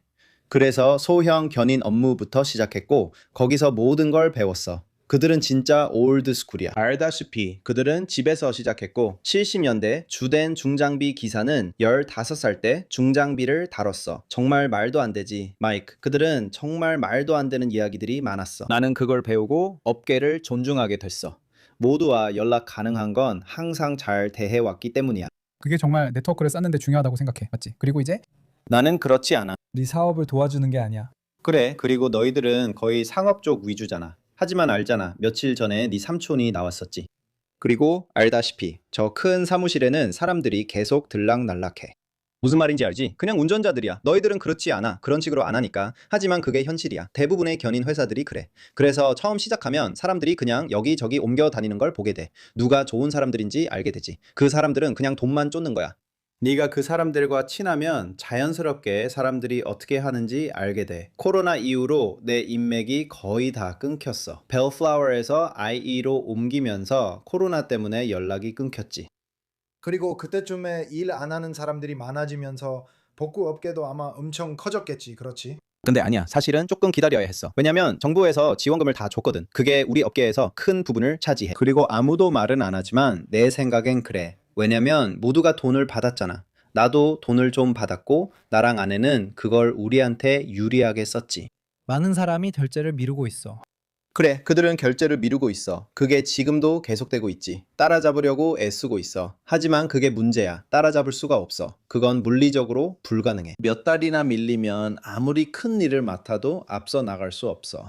그 주제에 대해 말하자면 보험료 인상이 상업 분야에도 영향을 준 부분이 있다고 생각해? 그러니까 예를 들어 플랫베드를 살 수 있잖아, 그지? 중고 플랫베드 10만 달러 정도 맞지? 그걸 사서 융자 받아서 끌고 다니는 거지. 알다시피 대략 2,500달러 정도의 할부금이 나와. 조금 차이는 있겠지만, 그지? 그러면 10만 달러라고 치면 아마 5천 달러 정도일 거야. 처음 사는 사람들은 5천 달러 정도 내야 해. 아니. 신용이 이미 쌓여 있는 경우 말이야. 그래, 맞아. 500달러 정도지, 그렇지? 하지만 그건 완전히 다른 얘기야. 잠깐만 여기서 멈춰볼게. 말을 끊으려는 건 아니고 그건 내가 몰랐던 부분이야. 내 신용이 좋았거든, 맞지? 그래서 GTU나 내 첫 플랫베드를 사러 갔어. 어떤 곳에 있었는데 랜드호를 사기 전에 플랫베드를 먼저 샀지. 그게 정말 눈을 뜨게 해줬어. 내 신용은 좋았지만 그 사람들은 상업 신용이 없다고 하더라고. 그건 완전히 다른 문제였어. 그래서 처음 시작할 때는 정말 끔찍했지. 나는 3만 달러를 냈어. 현금으로도 낼 수 있었지. 자랑하려는 건 아니지만 우리는 정말 많은 돈을 냈어. 그냥 시작하기 위해서 말이야. 그것도 정말 큰 일이었지. 사람들은 항상 중고 장비를 써왔어. 말한 주제로 돌아가면 그래, 중고 장비를 써. 그들은 경기 부양 자금으로 새 장비를 샀지만 이자 때문에 크게 손해를 봤어. 이자에 보험까지. 우리가 들여오는 트럭 중엔 운송업 허가나 허가증 없이 아무것도 없는 경우도 있어. 그 이유는 모든 게 돈이 들기 때문이야. 그리고 가끔 이런 사람들과 얘기해보면 그들은 나는 할부금 내고 있고 보험료도 내고 있어요 라고 말하지. 그리고 이게 정말 혼란스러워. 그래서 나는 회수 회사와 견인 회사를 모두 운영해. 배달도 해야 하고 주 경계를 넘어서 라스베가스까지 견인할 수 없는 경우도 있기 때문이야. 나는 힘든 시간을 보냈어. 그들이 운송을 한다고는 하지만 나에겐 견인 회사 시작이 더 쉬웠어. 별거 아니야. 악몽이었지. 모두가 할 수 있다고 말하잖아. 그래서 나는 많은 연민을 느껴. 왜냐면 우리 운송업 허가증은 정식으로 받은 거였거든. 우리 HS, 진짜 회사용으로 하나 있었으니까. 그런데 T-Rex라는 사람이 할 수 있다고 해서 바인더를 줬는데 완전히 엉망이었어. 두 회사를 서로 엮어버렸거든. 그래서 많은 사람들이 그런 얘기를 해. 정자리 확인할 건 내게 운송업 허가증이 있는지, 신청 서류를 낸 적이 있는지, 실제로 해보긴 했는지야. 이런 걸 전혀 모르면 정말 말도 안 돼. 그래, 그런 물건들은 30일간 압류되거나 문제가 해결될 때까지 보관돼. 이후에도 보관료나 견인비를 낼 돈이 없어. 이런 일이 자주 발생해. 그리고 때로는 그 견인 업체들이 그런 식으로 추가 이익을 챙기는 거야. 그게 다 잡아먹는 거지, 결국. 그 사람들을 결국 망하게 해. 그래. 그리고 30일간 압류당하면 네가 했던 모든 일과 다른 것들도 다 잃게 되는데 그걸 어떻게 회복하겠어? 맞아. 그때쯤이면 회수업자가 트럭을 가져가고 있을 거야. 그래서 우리가 그걸 회수하는 거야. 맞아. 이 업계에는 내가 뒤에서 보면서 배운 게 정말 많아. 그래서 나랑 내 아내한테 정말 도움이 돼. 내 첫 인터내셔널 견인차를 친구한테서 사려고 했는데 그 친구가 너 망하는 거 보고 싶지 않아 라고 했어. 너는 이 고물 인터내셔널을 이 가격에 살 거야. 현금으로 지불할 거고 그게 네 계약금이야. 네, 첫 번째, 견인차에는 할부금이 없을 거야. 그거 똑똑하네. 그리고 나는 그 사람에게 모든 공을 돌려. 정말 그 사람한테 너무 고마워. 그게 그 사람이 해준 최고의 일이었거든. 그리고 그가 말하길 매달 할부금이 있다고 생각하고 행동하래. 견인할 때마다 돈을 따로 모아두고 나중에 또 다른 트럭을 살 때 그게 도움이 될 거라고 했어. 그게 정말 최고의 조언이었어. 알지? 그리고 우리는 그런 걸 어디서나 볼 수 있어. 예를 들어 어디서든 차를 살 수 있잖아. 100달러만 내면. 그런데 폰타나에 가면 500달러만 내고 대형 트럭도 살 수 있어. 그리고 내 생각엔 운송업 허가증이 없으면 트럭을 살 수 없어야 한다고 생각해. 견인차를 살 때도 마찬가지야. 내 생각엔 꼭 그렇게 하거나 확인 방법이 필요해. 예를 들어 운송업 허가증 있으세요? 다 갖추셨나요? 라고 물어봐야 해. 어떤 사람들은 모를 수 있으니까. 그리고 놀라운 건 정말 많은 사람들이 그렇다는 거야. 우리가 방금 견인차 한 대를 끌고 왔는데 그 사람은 모터 캐리 퍼밋도 모르고 보험만 있었어. 그는 트럭을 잃게 될 거야. 전혀 모르고 있어. 그 사람은 어디서부터 시작해야 할지도 몰랐어. 그리고 나는 도와줄 수가 없어. 하지만 내 생각엔 그게 문제의 일부라고 생각해. 은행들이 그냥 대출을 내주기 전에 잠깐만요 하고 먼저 확인해야 하는데 말이야. 나도 동의해. 그리고 거기에 덧붙이자면 우리는 상업용 견인 사업을 하고 있잖아. 그렇지? 경찰 계약도 많이 가지고 있어. 너는 회수 쪽을 담당하고 있지. 거의 비슷한 규칙들을 따라야 해. 하지만 우리 업계 안에 또 다른 tow bandit 또는 bird dogger라 불리는 또 다른 분야가 있어. 난 그가 여기로 누군가를 데려오길 바라. 난 그들 중 한 명을 불러서 입장도 들어보려 해. 알겠지? 그래서 tow bandit 쪽 사람들 말인데 내가 뉴스에서 그들이 엄청나게 화제가 되는 걸 봤어. 그리고 엑스포에서는 그게 뭐냐면 LX가 견인을 나갈 때나 내가 차량 압류를 나갈 때 혹은 일반적으로 그런 상황에서 일어나는 일이라고 해. 맞지? 법적 권한이 있어. CHP가 전화해서 펩스, 이 사람 음주운전 맞지? 차 압류할 테니 플랫베드 트럭 보내줘 라고 해. 그러면 우리가 차를 가져와. 차가 압류되면 은행이나 중개업자가 전화해 우리가 이 차 회수 명령을 받았어. 그게 다야 라고 말해. tow bandit이란 트럭을 모는 사람이야. 방금 말한 것처럼 그들은 그냥 은행에서 트럭을 사는 거지. 그들은 사실상 아무런 법적 권한이나 운영 권한이 없어. DOT 번호도 없고 운송 허가증도 없어. 이런 사람들 중 상당수는 보험도 없고 트럭 안에서 스캐너를 들고 앉아 있다가 여기서 사고가 났다 이런 식으로 듣고는 이 거리에서 사고가 났구나 하고 알아내지.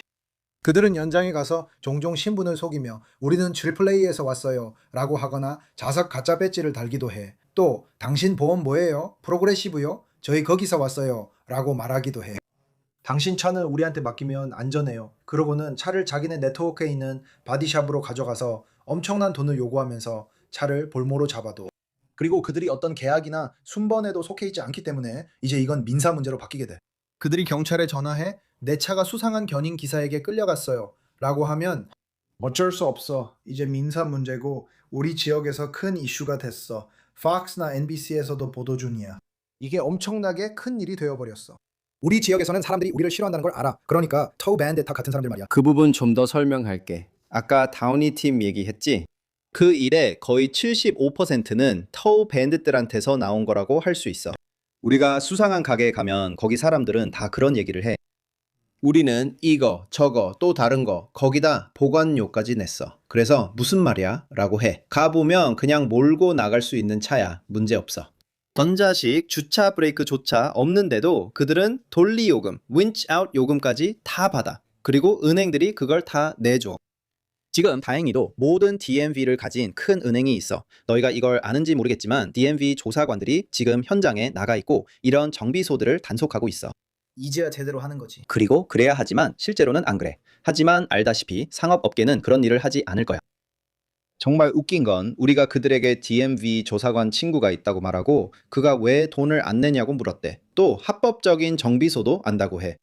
나는 청구서가 적정한지 알아. 나는 그걸 매일 봐. 우리는 이유도 없이 $1,000짜리 청구서를 막 지불했어. 뭐라고? 그래서 나는 왜 너희들은 이렇게 하는 거야? 뭐라고? 펜스키 건으로 $6,500를 냈어. 펜스키는 우리 주요 거래처 중 하나야. 그리고 가끔씩 우리는 2주 전에 이것도 했어. 그들이 우리한테 전화해서 야, 톨야드에서 차량 회수가 필요해 라고 해. 우리는 모든 톨야드를 알고 현장 사람들도 다 알아. 그런데 받은 주소가 주거지라 이게 무슨 톨야드야 라고 생각했어. 우리가 차를 가져오면 $6,500 현금만 받아. 다른 건 안 받아. 이런 경고 신호가 계속 나오고 견인비 내역서도 말도 안 돼. 터무니없이 부풀려졌지만 펜스키는 트럭을 빼내려면 어쩔 수 없이 돈을 내야 해. 그래서 우리도 똑같이 해. 그런데 아무도 그걸 고려하지 않아. 내 LA 쪽 사람들은 괜찮아. 지금 하나 있어. $18,000 청구서를 두고 협상 중이야. 아내는 단호하게 우린 안 할 거라고 해. 그 고객은 처음으로 백업이 있어. 우리는 이 일에 $1,000 현금은 받지 않기로 했어. 네가 미리 돈을 낼 필요는 없잖아, 그렇지? 그 정도 금액이라면 내가 미리 돈을 내지 않을 거야. 그래서 나는 그건 미리 돈을 내지 않을 거야. 낮에 압류 차량 견인을 할 때는 우리가 꽤 많은 돈을 미리 내. 왜냐면 그건 큰 돈이니까. 내 직원들은 하루에 4대에서 6대, 우리는 하루에 4대에서 10대까지 압류 견인을 해. 내 직원들은 정말 열심히 일하고 있어. 그건 미리 내야 할 돈이 많다는 뜻이야. 그래. 그래서 우리 신용카드에 꽤 많은 금액이 찍혀. 근데 뭐 포인트 적립에는 좋긴 한데 그래서 근데 그게 우리는 하루 종일 그걸 봐. 나는 이제 너무 무감각해졌어. 그냥 진짜 너희가 또 돈을 청구하겠다고? 정말 그중 한 명을 이 자리에 모시고 싶어. 한 명 알아. 그리고 그를 설득하려고 하고 있어. 한 번 여러분을 만난 후에 나는 그에게 전화했어. 나는 그에게 네 친구에게 여기 오라고 부탁해야 한다고 말했어. 그리고 나는 그와 개인적으로도 이야기했어. 그리고 그는 거기 앉아있지 않아. 경찰들이 눈치챌 수 있으니 대신 더 많은 감시자를 두고 있다. 그리고 그게 아무도 모르는 부분이야. 그들은 그냥 OPG 차고 같은 거야. 전부 정교하게 꾸며져 있어. 알지? 불법 견인업자들한테도 망보는 사람들이 있어. 그래. 그래서 그들은 정교하게 꾸며져 있어. 내가 들은 바로는 그들은 정교하게 꾸며진 OPG 차고라는 거야. 기본적으로 그게 의미하는 건 항상 사람들이 있다는 거지. 그래서 네가 한 번이라도 눈치챘다면 그들은 너희보다 항상 더 빨라. 그게 어떻게 가능한 거지? 우리가 만났을 때 알렉스가 박스트럭 전복 사고를 처리했어. 처음엔 더 큰 사고로 보고됐지만 실제로는 회전식 대형 견인차 2대가 필요 없었고 내가 녹화하는 동안 알렉스가 해결했어. 그리고 엄청난 인파가 몰렸어. 그리고 아니나 다를까 현장 감시꾼이 나타났지. 그들은 내가 너무 가까이 다가가서 별로 좋아하지 않았어. 마치 안녕하세요. 어떻게 지내세요? 제 이름은 조슈아 페페입니다. 누가 당신을 불렀나요? 이렇게 물었지. 그런데 그들은 그냥 나를 빤히 쳐다봤어. 카메라를 내 얼굴에 들이대지 말라고 하더라고. 그리고 그의 견인차를 봤는데 완전히 하얗고 아무 표시도 없었어. 돛 번호도 없고 MC 번호도 없었지. 알다시피 뭔가 수상한 일이 있었어. 네 말대로 아마 감시꾼이었을 거야. 그리고 또 한 가지 사람들이 잘 모르는 게 있어. 우리 같은 회수 대행업자들은 문에 이름을 적지 않아. 무슨 말인지 알지? 우리는 숫자만 적어. RC 번호. 맞지? RA 번호. RA. 미안. 회수 대행업자 표시와 우리 번호만. 하지만 결국 그들을 찾아낼 거야. 저런 불법 견인업자들을 본 적도 있고 결국 하나씩은 그들의 트럭도 잡게 돼. 그들은 회수 대행업자는 아니지만 그렇게 빠져나가는 거야. 경찰들도 저 사람들이 회수 대행업자라고 생각하거든. 왜냐하면 너희들처럼 표시가 없으니까 아무 표시도 없어. 그래서 우리를 회수 대행업자라고 생각하는 거지. 그 영상에 달린 댓글 중에 많은 사람들이 저 사람 회수대행업자야 라고 하더라. 근데 그는 회수대행업자가 아니었어. 있잖아. 그리고 그게 네 세계와 내 세계가 섞여 있는 거야. 왜냐하면 나는 있잖아. 내가 너한테 보여줬던 초록색 트럭을 보면 알겠지만 그게 사실상 군한 트럭이거든. 나는 그 문에 이름을 붙이지 않았다. 많은 사람들이 댓글로 저 사람도 그냥 먹고 살려고 하는 거니까 내버려 두라고 해. 너도 네 방식대로 살고 그들도 자기 방식대로 사는 거니까 그냥 내버려 두라는 거지. 솔직히 난 별로 신경 안 쓰지만 근데 있잖아. 생각해봐. 많은 사람들이 견인차를 사는 이유가 나는 페푸스보다 먼저 현장에 도착해서 그 할머니가 더 싸게 차를 찾을 수 있게 도와주고 싶어. 이런 게 아니야. 오히려 정반대 이유로 하는 거지. 그게 사람들이 아무도 이해하지 못하는 부분이야. 그리고 그건 정말 끔찍한 일이야. 그 사람들이 계속 차를 볼모로 잡고 있어. 내가 그걸 시작했을 때부터 그랬어. 나는 그 움직임을 시작한 게 전혀 아니야. 그게 항상 문제였어. 근데 친구야, 팍스가 우리 차량 보관소에 인터뷰하러 왔어. 연예인들도 이 일로 힘들어하고 있어. 그래서 내가 생각하기에 이게 본격적으로 시작된 건 그들이 연예인을 골탕 먹이려고 했기 때문이야. 이게 정말 커지고 있어. 내가 지켜보고 있어. 너희 중 한 명을 내 쇼에 초대하고 싶어. 100%야. 대부분의 경우 이게 뭐냐면 분명히 경찰관들이 상황을 잘 모르는 곳에서 시작해. 그들은 현장을 빨리 벗어나고 싶어해. 아마도 신고 전화가 너무 많아서 과부하가 걸렸을 거야. 그들은 차량을 빨리 처리해야 다음 사건으로 간다고 생각한다. 그래서 만약 그들이 어떤 종류의 그러니까 훈련이라고 해야겠지? 그런 훈련이 없다면 그걸 알아차릴 수가 없어. 우리 지역에 이걸 정말 잘 알아보는 경찰관이 한 명 있어. 우린 이런 놈들, 특히 견인 사기꾼들 차량을 많이 압수해 너희가 많이 찾아내는 것처럼. 재밌게도 팍스 리포트에 나온 그 남자 있잖아. 우리는 이미 그 차량을 압수했어. 에디가 나한테 그렇게 말했어. 노란 트럭이 여자애를 쳤고 거의 다 처리됐으며 트리플 A라고 하면서 그녀 서명까지 받아냈어. 그들은 그녀의 차를 붙잡아뒀어. 그리고 내 생각에 기본형 캠리나 코롤라가 한 $500 정도였던 것 같아. 진짜 말도 안 돼. 그러니까 우리는 매일 그 금액을 내는 거야. 야, 캠리 한 대 $7,000야. 진짜 말도 안 돼. 그래, 우리가 차에 얼마나 돈을 쓰는지 아무도 몰라. 정말 미친 일이야. 현금만 받는 수상한 가게는 항상 쉽게 알아볼 수 있어. 아, 맞아. 진짜로? 현금만 받는다고? 그래. 수표도 안 되고 신용카드도 안 돼. 그리고 어려운 점은 내가 PD2한테 들은 바로는 방법이 없다는 거야. 그 트럭은 일반적으로 그 운전자가 소유주가 아니거든. 안 돼. 그래서 그 사람에게 책임을 물을 수 없어. 그래서 그는 그렇지 않아. 그건 악덕 견인업자들 사이에서 흔한 일이야. 한 번이라도 보면 180일 정지에 주목해. 많은 이들이 나이가 많아. 이름을 보면 어떻게 60살이야? 라는 생각이 들어. 그리고 너도 알다시피 왜 그런지 알지? 그들은 누군가의 신용, 할머니의 신용, 이런저런 신용을 사용하거든. 물론이지. 그래. 아무런 대책이 없어서 큰 문제가 될 거야. 많은 관심이 쏟아지지만 이 일은 오래 계속되어 왔어. 어떤 도시들은 그들을 쫓아내려 해. 파라마운트는 특히 심각해. 우리가 컴튼에서 문제가 되면 그들이 파라마운트로 들어가려 하지만 파라마운트는 그걸 허용하지 않아. 맞아. 어떤 부분에서는 결국 해결책이 필요해. 누군가는 이걸 규제할 거야. 우리는 경쟁에 아무런 문제가 없어. 왜냐하면 그게 또 하나의 문제였거든. 사람들이 옛날 페페즈가 그냥 욕심쟁이라고 생각하는 거지. 그런 것도 아니야. 이렇게 말할게. 만약 알렉스랑 내가 회수 작업을 하다가 뭔가 잘못돼서 누군가 다치거나 우리가 뭔가를 망가뜨린다고 해보자.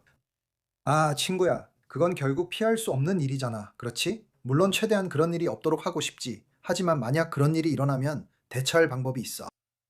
우린 그런 걸 대비한 보험이 있어. 견인보험도 있고 책임보험도 있고 그런 모든 것들이 다 준비돼 있어. 이런 견인 도둑들하고 일할 때도 아니면 너도 마찬가지야. 뭔가를 회수하다가 떨어뜨리면 그에 대한 대처 방법이 있잖아. 그렇지? 그런 걸 대비해서 보험 같은 게 있어야 하지 않아? 그 일은 네 책임이잖아. 그리고 네가 말한 도둑들. 만약 그들이 네 렉서스, 토요타, 혼다, 포르쉐 뭐든지 견인하다가 손상시키면 그에 대한 대처 방법이 없어. 네가 직접 소송해야 해. 그들은 우리처럼 보험이 있는 게 아니야. 그들은 보험 적용도 안 돼. 그리고 만약에 그들이 MC 번호나 운송업체 번호, DOT 번호 같은 운영 권한이 없다면 이런 일은 정말 자주 일어나. 내가 말했듯이 그래서 뉴스 기관들이 이런 이야기를 미친 듯이 보도해. 그냥 구글에서 견인 도둑을 검색해봐. 그래, 너희가 한 번 더 조사해봐야 할 게 있는데 견인차가 얼마나 자주 도난당하는지도 알아봐. 그건 아무도 얘기하지 않는 부분이야. 그리고 나는 그게 놀라워. 코로나 전엔 정말 심각했고 지금도 상황이 안 좋다고 들었어. 우리 것도 도난당했었지. 나는 그걸로 영상 만들었어. 그래, 약에 취한 그 사람이 플랫베드 견인차를 훔쳤지. 왜냐하면 견인차는 다 똑같아서 훔치기 쉬워. 플랫베드는 견인차일 수 있지만 쉐시는 프레이트라이너, 켄워스, 피터빌트 등 어떤 모델이든 상관없어. 트럭 타는 거 얼마나 쉬운지 알아? 1분이면 그것도 안 걸릴 수도 있어. 쉽지, 그치? 그리고 시동 거는 게 쉬워? 그래, 더 빨라. 더 빨라. 근데 내 견인차 중 하나가 도난당했었는데 그 사람들이 10일 동안 그걸 몰고 다녔어. 그리고 그냥 고속도로 옆에 버려뒀지. 그 사람들이 10일 동안 그걸 가지고 있었어. 30분 동안 계속됐고 우리는 그 사람들을 모니터링하며 패닉에 빠졌어. 우리는 GPS와 차량 관제에 모티브를 써. 그리고 진짜로 뚱뚱한 촐로처럼 생긴 사람이었어. 기어를 갈갈이 갈면서 사람들을 거의 칠 뻔했지. 우리는 제발 신이시여 저 사람이 아무도 치지 않게 해주세요 라고 빌었어. 이거 진짜 큰일 날 뻔했거든. 다행히도 우리한테는 최선의 시나리오였어. 그 사람이 차를 세웠거든. 그가 차를 세웠어. 우리가 그 지역에서 함께 일한 회사가 있었는데 아는 사람이 많았어. 아마 크루거였던 것 같아. 그들이 사람을 보내 찾아냈지. 그리고 그와 헥터, 그러니까 스파이더라고도 불리는 사람이 그래, 알아. 그를 찾아서 그 남자를 몰아넣었어. 그 남자는 체포됐지. 그 일로 무슨 일이 있었냐고. 아, 그는 누군가의 신발에 넘어졌어. 아니, 그는 누군가 신발에 넘어졌어. 내 말은 그 재판에서 그 남자가 어떻게 됐는지 궁금해. 아무것도 없어. 여긴 LA 카운티야. 그 사람 완전히 약에 취해 있었잖아. 아, 맞아. 게다가 그때 상업용 차량을 훔쳐서 운전하고 있었지. 난 내내 웃고 있었어. 걔는 혼잣말만 하더라고. 진짜 미쳤지. 그 사람이 그랬어. 아마 지금은 나바로건 처리하고 있을 거야. 그때는 내 트럭에 GPS가 없었거든. 그 사람들이 내 트럭을 가지고 있었지. 그리고 나는 내 출입문을 다 막아뒀어. 그리고 그 사람들이 나는 생각도 못했지. 리폴맨이니까 알잖아. 그런 건 생각하지 않거든. 회수 대행 업자니까. 그 사람들이 내 작스를 빼서 차 5대를 옮겼어. 아, 그 사람들이 네 가젝스를 쓴 거야? 그래, 그리고 그걸 옮겼어. 그리고 나서 그 사람들이 차를 직결시켰어. 왜냐면 그게 옛날 차였거든, 알지? 그냥 크릭 트럭 같은 거였어. 그 사람들이 그런 짓을 한 거야. 그래, 맞아. 그래, 그때 고속도로 순찰 때랑 얘기했었지. 그 사람들이 그랬어. 그리고 이상한 게 뭐냐면 내 트럭을 찾은 그날 저녁에 트리플 A 트럭이 컴튼에서 도난당했고 13일 동안 사라졌었어. 그들은 보통 트럭을 열흘쯤 보유했어. 그래서 그 사람들은 뭐 했어? 그 트럭으로 차를 훔쳤어? 차를 훔쳤지. 잘 생각해봐. 요즘 나오는 차들, 푸시 버튼 있는 차들은 직결해서 시동을 걸 수가 없어. 거의 모든 신차들은 그렇게 못해. 범죄자들이 마그넷으로 열 수 있다고 하는데 그건 말도 안 돼. 내가 아는 진짜 자물쇠 기술자들은 이렇게 말해. 이런 건 안 돼. 네가 훔칠 수 있는 건 이런 고급차들 뿐이야. 그리고 그들은 견인하는 방법을 알아. 내 경우에는 나는 그들이 그렇게 했다는 걸 알아. 하지만 피트는 몰랐지. 내 돌리만 없어졌거든. 내가 견인소에 갔을 때 거기에는 포르쉐가 있었고 전부 조사 중이었어. 그리고 그 앞에 내 돌리가 놓여 있었지. 나는 견인 일을 시작한 후 내 처음 돌리를 계속 썼어. 내가 첫 번째 회사에서 나올 때 나는 새 돌리를 달고 내 돌리는 돌려줘 라고 말했어. 이유가 뭐든 나는 그냥 내 돌리가 좋았어. 익숙했거든. 그리고 내 이니셜도 새겨져 있었지. 나는 견인 회사에 말했어. 경찰이 전화해 포르쉐를 봤다고 하더라고. 그래서 왜 연결 못했냐고 했지. 포르쉐는 여기 있는데. 그들은 포르쉐가 인도에 바로 붙어 있는 걸 봤어. 무슨 일이 있었냐면 나는 알아. 그가 교차로를 빠르게 지나가다 포르쉐가 떨어졌어. 그래도 돌리에 올라가 있었고 굴러갔지. 그리고 나서 그들은 차를 발견했어. 그리고 앞뒤에 돌리가 있었던 것 같아. 앞에만 있었고 그는 뒤에서 차를 밀었어. 뒤가 바닥에 닿아 튕겨나간 걸 내가 봤어. 저 차는 견인 중이었어. 그래서 돌리가 아직 그 차에 있었던 거야. 그래서 나는 그들에게 내 돌리를 돌려달라고 했어. 그들은 방법이 없다고 했지. 나는 진짜 내가 이걸 어떻게 다 알았겠어 라고 했어. 너무 화가 났어. 그리고 나는 네, 이니셜이 적혀 있는데 맞아. 그들은 그게 기술적으로는 이라고 했어. 운전한 사람이 너였어? 그래. 그리고 그들이 막 시작하더라고. 그래서 나는 너희들이라고 했어. 그래서 궁금한데 요즘 돌리 한 세트는 얼마에 팔려? 전혀 모르겠어. FSP 훈련할 때 그걸로 시작했어. 해야 할 몇 가지가 있는데 그게 그 중 하나야. 야, 친구야, 그거 알아. 바 있고 차 들어 올려야 해. 지금 보고 듣는 분들 중 돌리를 모르는 분들을 위해 설명하면 앞바퀴 굴림 차량은 앞쪽을, 뒷바퀴 굴림 차량은 뒤쪽을 들어 올려야 합니다. 만약 그렇게 할 수 없다면 그걸 해결하는 방법이 바로 돌리를 사용하는 거야. 또 돌리는 차량이 사고 났을 때도 유용해요. 예를 들어 차축이 틀어졌을 때 돌리를 사용할 수 있죠. 이 사람들이 돌리를 가져가 네 트럭을 쓴다면 업계 사람들은 아닐 거야. 하지만 그들은 업계에 있어야 해. 그런 종류의 업계에 그들은 어느 정도 경험이 있어야 해. 그건 그냥 나쁜 업보야, 친구. 견인 업계에서 일하면서 동료 견인 기사들을 속이고 남의 차를 훔치는 거지. 내 사람들이 내가 오자마자 있었고 방금 세금도 받았어. 나를 팔 수도 있을 것 같아. 내 사람들은 하루에 2번씩 돌려. 이제 다 전자식 주차 브레이크로 바뀌었어. 그래, 테슬라 같은 차들 포함해서 다 그래. 사륜구동 차량들. 난 테슬라랑 거래 안 해. 아, 네. 우리가 예전에 그 계약을 가지고 있었지, 친구.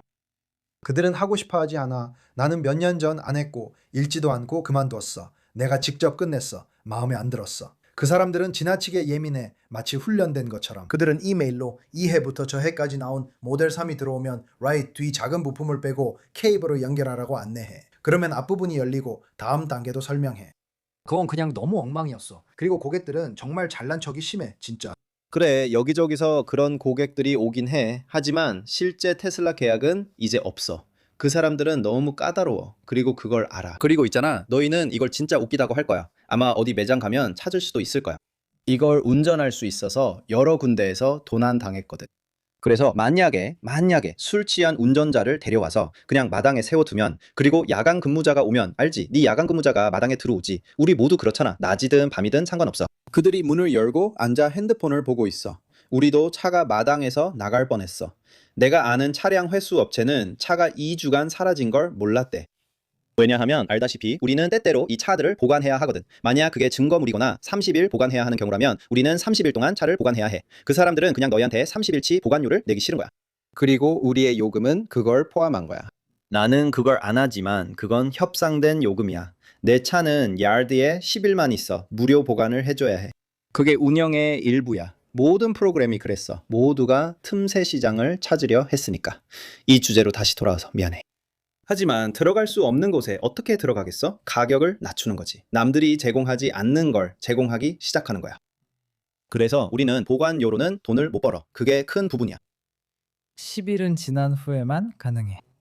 그래서 우리가 38번 차량을 다루고 싶지 않은 이유는 그들이 지불하는 금액이 너무 끔찍해서 가격을 말하기조차 싫기 때문이야. 그리고 나는 30일 동안 주차장에 차를 두고 싶지 않아. 고객에게 넘기기 전 보관 기간 중 남은 기간 말이야. 그 주차장 말이야. 차량 보관업자 보험도 있어야 해. 나는 그런 거 다 갖추고 있어. 그런 모든 것들 말이야. 그래서 할 수는 있지만 경제적이지 않아. 아니, 하지만 상관없어. 내 야드, 내 3개의 야드 모두 전부 다 똑같은 보험을 들어야 해. 왜냐면 만약을 대비해서 거기에 차들이 있기 때문이야. 그런데 사람들이 앞에 앉아 있다가 자기 차를 몰고 주차장에서 나가는 영상이 정말 많아. 테슬라 같은 차를 견인하면 어떻게 될지 궁금해. 왜냐하면 테슬라는 오토파일럿 같은 기능이 있으니까. 그렇지. 봐봐. 내가 말하는 게 그거야. 맞아. 그리고 자동으로 널 데리러 오잖아. 만약 네 차가 견인소에 있는데 게이트가 열릴 때까지 기다리면서 버튼을 누르면 어떻게 될지 궁금해. 내 말이 그거야. 100%. 걔네가 그렇게 해. 그렇게 해? 100%. 그게 바로 진짜 야. 그래서 말인데 내가 아는 차량 회수 업체가 있어. 우리가 다시 가서 영상도 봤어. 우리가 그걸 본 건 그 사람들이 쪽지를 남겨 언제 일어났는지 대충 알았기 때문이야. 미래는 정말 이상해. 그거 진짜 미쳤다. 원격 조종 자동차. 테슬라 같은 차들은 헬스장에 주차하라고 명령할 수 있잖아. 그래. 내가 말하는 게 그거야. 그러니까 왜 그냥 보관소로 갈 수 없는 거야? 그리고 그 사람들도 널 데리러 올 수 있잖아. 맞지? 그래. 얼마나 잘할 수 있을지는 모르겠어. 그래, 그럴 수도 있지. 그러니까 네가 휴대폰을 가지고 있다면 만약 네가 FSD 즉 완전 자율주행 기능을 가지고 있다면 그래, 네가 휴대폰을 가지고 있고 휴대폰에서 위치를 확인하고 있는 거야. 이 차가 여기 있네? 오케이. 야, 나한테 와. 그러면 차가 내게로 올 거야. 그러니까 그는 게이트가 열리는 걸 보려면 근처에 있어야 했어. 그래, 그는 거기 앉아 있었어. 아래를 비추는 외부 카메라로 볼 수 있었지. 그 남자는 하루 종일 그냥 거기 앉아 있었어. 그리고 그 남자가 와서 문을 열었지. 내 대문은 전동식이 아니거든. 그래서 직접 열어야 해. 그리고 그가 대문을 열었어. 운전자가 들어왔지. 그는 자신의 차를 분리하고 있었고 대문을 지켜보고 있었어. 그리고 차를 뒤로 뺐다가 바로 나갔지. 오, 와우. 그리고 정말 세상에 차가 그냥 가버린 거야. 그리고 테슬라에서는 예전엔 우리가 자발적으로 차를 운전할 수 있는 정책이 있었어. 우리가 차를 몰고 들어갈 수 있었어. 예전에는 우리가 차를 몰고 들어가는 걸 허락해줬지. 그리고 그때 알게 된 거야. 우리가 알게 된 거야. 우리가 그걸 그만둔 이유는 어떤 남자가 나타나서 자기 차를 다시 찾아갔기 때문이야. 그리고 그는 모든 걸 녹화하고 있었어. 우리가 했던 모든 걸. 다행히도 그때는 우리 아버지가 그 차를 운전하셨고 아버지는 노인처럼 천천히 운전하셨어. 알다시피 아버지는 경사로에 계셨어. 우리 아버지는 그 차와 엮이고 싶지 않으셔서 정말 천천히 운전하셨지. 그리고 그 남자가 말하길 이 차를 누가 운전했는지 나는 잠깐 뭐라고? 이런 느낌이었어. 내가 지나온 모든 경로가 보였어. 그리고 그는 그래 센트리 모드였어. 그래 정말 놀랐어. 오 했지. 왼쪽. 오른쪽, 실내, 오디오까지 전부 말이야. 그래. 그 차들과 기술은 정말 대단해. 이제 고급차는 건드리지 않으려 해. 앞으로 5년, 10년 뒤엔 토요타, 혼다, 닛산도 모두 그렇게 될 거야. 점점 그렇게 변할 거야. 우리도 전기 트럭에 관심이 많아졌어. 혹시 너희도 다뤄본 적 있어? 근데 우리는 그런 트럭 다뤄봤거든. 근데 말이야. 솔직히 전기 트럭이 크게 대체할 거라 생각 안 해. 들어오려던 대형 업체 중 하나인 니콜라가 이미 파산했거든. 들어봤어? 많이 견인해봤어. 그래서 니콜라가 전기 트럭 프로그램, 그러니까 트랙터 트레일러용 트랙터를 출시할 때 내가 2명을 교육받으러 애리조나로 보냈어. 그중 한 명이 자바였고 또 한 명은 엠파이어 야드의 크리스였어. 그리고 그들이 알려줬지. 앞에서 견인할 때 트레일러가 있으면 꼭 분리해야 한다고. 앞쪽 차축 중 하나를 뒤쪽에 묶어줘야 해. 두 번째 차축을 말이야. 두 번째 차축을 말이야. 걔네 쪽은 이것저것 다 있어. 많은 회사들이 사갖고 우리도 그랬어. 그런데 그 회사들이 파산했어. 우린 아직도 그걸 받아. 우린 대규모 전기 차량대를 갖추고 있고 박스 트럭을 찾고 있어. 그리고 그게 바로 내가 말하려던 거야. 아까 네가 상업용 쪽 얘기한 것처럼. 그리고 나는 도움을 요청하는 데에도 전혀 문제가 없어. 예를 들어 나는 내 친구한테 전화했어. 야, 너 전기 박스 트럭 견인해본 적 있어? 이렇게 물어봤지. 그리고 그는 그래 축을 묶어야 해. 이거랑 저거랑 이것도 해야 해 라고 하더라고. 그래서 내가 알겠어. 내가 그런 거 들어오면 너한테 전화할게. 이렇게 말했지. 무슨 말인지 알지? 그리고 그게 네가 말했던 거기도 하고 아까 우리가 주제에서 벗어났던 것도 알아. 그거에 대해 질문 받았었지. 이 업계의 일부는 아무도 말하고 싶어 하지 않는다는 거야. 그러니까 네 쇼가 바로 그거야. 네 쇼가 사람들에게 보여주고 있잖아. 내가 그날도 너한테 말했고 베이리한테도 항상 말했어. 네가 아니었으면 내가 그 물건을 도대체 어디서 사야 하는지 전혀 몰랐을 거야. 스트랩을 가져왔어야 했는데 사진 보내줄게. 원래 걸 보여주면 오히려 나는 말을 너무 많이 한다는 소리를 들어. 그래도 나는 지식을 나누는 걸 정말 좋아해. 나는 내가 이 분야에서 최고라고 생각하지도 않아. 내가 감히 넘볼 수 없는 사람들도 곧 출연해. 다양한 곳에서 사람들이 네 쇼를 봤어. 왜 이렇게 해? 라며 연락해. 또 사람들이 댓글로 이 업계가 굳이 각자 따로 움직일 필요 없다고 해. 함께 일하면 훨씬 잘할 수 있을 텐데. 그런데 여러분은 그렇게 하지 않았고 그게 이상해요. 저는 이 업계에 25년밖에 있지 않았지만 제가 이야기하는 대부분의 동료들은 글쎄요. 나이가 45세나 60세쯤 돼요. 그분들은 저보다 15년 선배로 80년대에 시작하셨죠. 예전엔 그랬지만 언제든 멈춰 누군가를 도울 수 있었어요. 알다시피 제가 2000년대 초반에 일을 시작했을 때도 어디서 트럭을 픽업하거나 내려놓고 있으면 누군가가 저를 보고 어떻게 그걸 했어요? 어떻게 한 거예요? 라고 물어보곤 했어요. 그리고 이봐요. 고객의 차를 망가뜨리지 말자고요. 예전에는 그랬어요. 밖에 있는 사람들을 보면 알잖아요. 누가 자기 트럭을 쳐다보면 뭘 보고 있는 거야? 라고 하죠. 미안해요. 그냥 시도해봤어요. 이런 일은 종종 있죠. 우리가 있는 업계는 사람들이 대화를 꺼리는 이상한 곳이에요. 예전엔 늘 대화했었는데요. 예전엔 모두가 대화하며 그거 어떻게 했어? 이 차는 어떻게 연결했어? 라고 물었고 일은 모두에게 충분해 라고 생각했어요. 그리고 그게 언제 바뀌었는지 모르겠어요. 또 사람들이 당신 쇼를 보는 이유는 그들이 우리가 저 밖에서 뭘 하고 있는 거지? 라는 걸 알고 싶어 하기 때문이에요. 알다시피 현장 작업자 중에는 100% 자신감은 없지만 그 일자리가 꼭 필요한 사람들이 있다는 걸 저희도 알고 있어요. 여러분은 인터넷에서 큰 소리 치는 사람들 몇 명이나 아세요? 저는 제 잘못을 인정할 수 있어요. 저는 대형 트럭에 궁금한 게 있으면 메모를 남기고 언제든 질문할 수 있는 사람이 3명이나 있어요. 이거 무슨 일인지 아세요? 사실 저는 2000년대 초반 이후로 세미 트럭을 견인해 본 적이 없어요. 저는 여전히 그분들에게 내가 뭘 잘못하고 있나요? 라고 물어요. 하지만 설명도 안 하고 그냥 물어보는 것보다는 낫잖아요. 그리고 그분들은 놀라워하죠. 와, 대단하네. 이런 식으로요.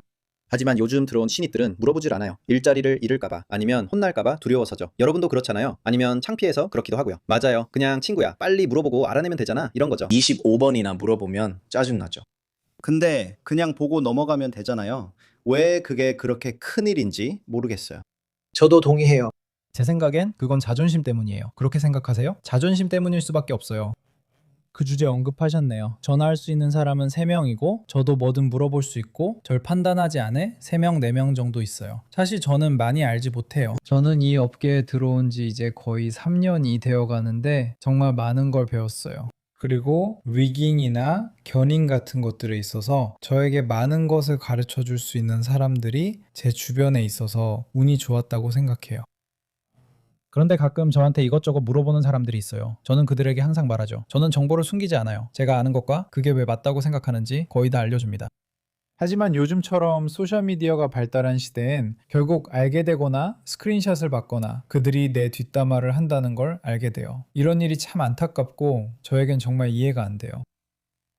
저는 항상 모든 사람들에게 이렇게 말하고 강조합니다. 모든 에너지를 오로지 더 나아지고 더 발전하고 자신의 기술을 연마하고 향상시키는 데 집중하면 된다고요. 그게 결국 당신에게 가장 큰 도움이 될 거예요. 시간을 낭비하면서 뒷떠담화를 하고 쓸데없는 말을 하는 것보다는요. 저는 개인적으로 그런 걸 이해하지 못하겠고 그런데 제 시간을 낭비하고 싶지 않아요. 네, 아까 자동차에 얼마나 빨리 들어갈 수 있는지 말씀하셨죠? 자물쇠 따기와 비슷해요. 저는 그걸 한 번도 알아내지 못했어요. 1, 2년 전쯤까지도 전혀 할 수 없었죠. 그래서 그걸 정말 잘하는 사람이 있더라고요. 누군가 저한테 그 방법을 보여줬어요. 잠깐 시간을 내서 저한테 직접 보여줬죠. 그러니까 제 말은 알다시피 우리 모두 지글러 키를 가지고 있잖아요. 근데 지금은 저한테 지글러 키도 없어요. 정말 놀라워요. 누군가 잠시 시간을 내 저에게 보여줬다는 게요.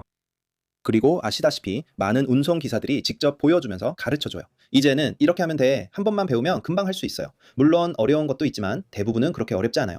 그래서 저는 가르쳐줘서 고마워요 라고 했죠. 그래서 이제는 제 아이한테도 가르쳐줬고 이제 그 애도 금방 할 수 있게 됐어요. 모두가 할 수 있으니까 정말 좋아요. 질문 하나 드릴게요. 이 일을 꽤 오래 하셨고 거의 최고 수준이시잖아요. 그동안 겪은 가장 미친 듯한 압류 경험담이 있다면 어떤 게 있을까요? 알아요. 아마도 이런 생각하실 것 같아요. 정말 맞아요, 여러분. 네, 정말 많아요. 그 중에서 가장 기억에 남는 것, 가장 인상 깊었던 것을 말씀해 주세요. 한두 개 정도 정말 좋은 것들로요. 왜냐하면 이게 좋은 사운드 바이트가 될 거라는 걸 알거든요. 아, 이거 정말 재밌겠네요. 꽤 웃긴 일이에요. 제가 평범한 차를 압류하러 갔었어요. 그때 저는 네 도어 픽업 트럭을 타고 있었죠. 장인어른께서 돌아가시기 직전이었고 아내가 돌보고 있었습니다. 그런데 장인어른께서 집에서 나가고 싶다고 하셨습니다. 그러니까 아시다시피 압류업자들은 언제든지 나갈 수 있거든요. 항상 확인하러 가야 할 일이 있죠. 그냥 가자고 해서 제가 해변가로 가자고 했어요. 아내가 차에 탔고 잠시 멈춰 말씀드리자면 대부분의 압류업자들은 가족과 함께 일합니다. 많은 사람들이 가족과 함께 압류 일을 하는데 공짜로 도와주기 때문이에요. 무슨 말인지 아시겠죠? 이게 이 업계의 방식이에요.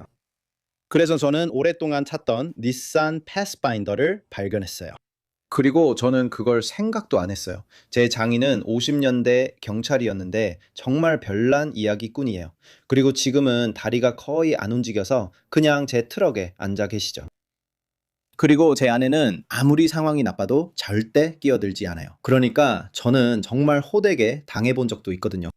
아내는 911에 전화만 하고 저는 그냥 전화기를 꺼냈어요. 닛산 패스파인더를 연결했는데 사륜구동입니다. 헌팅턴 비치에서 평행 주차를 했어요. 낮에 공원에서 정말 아름다운 날이었죠.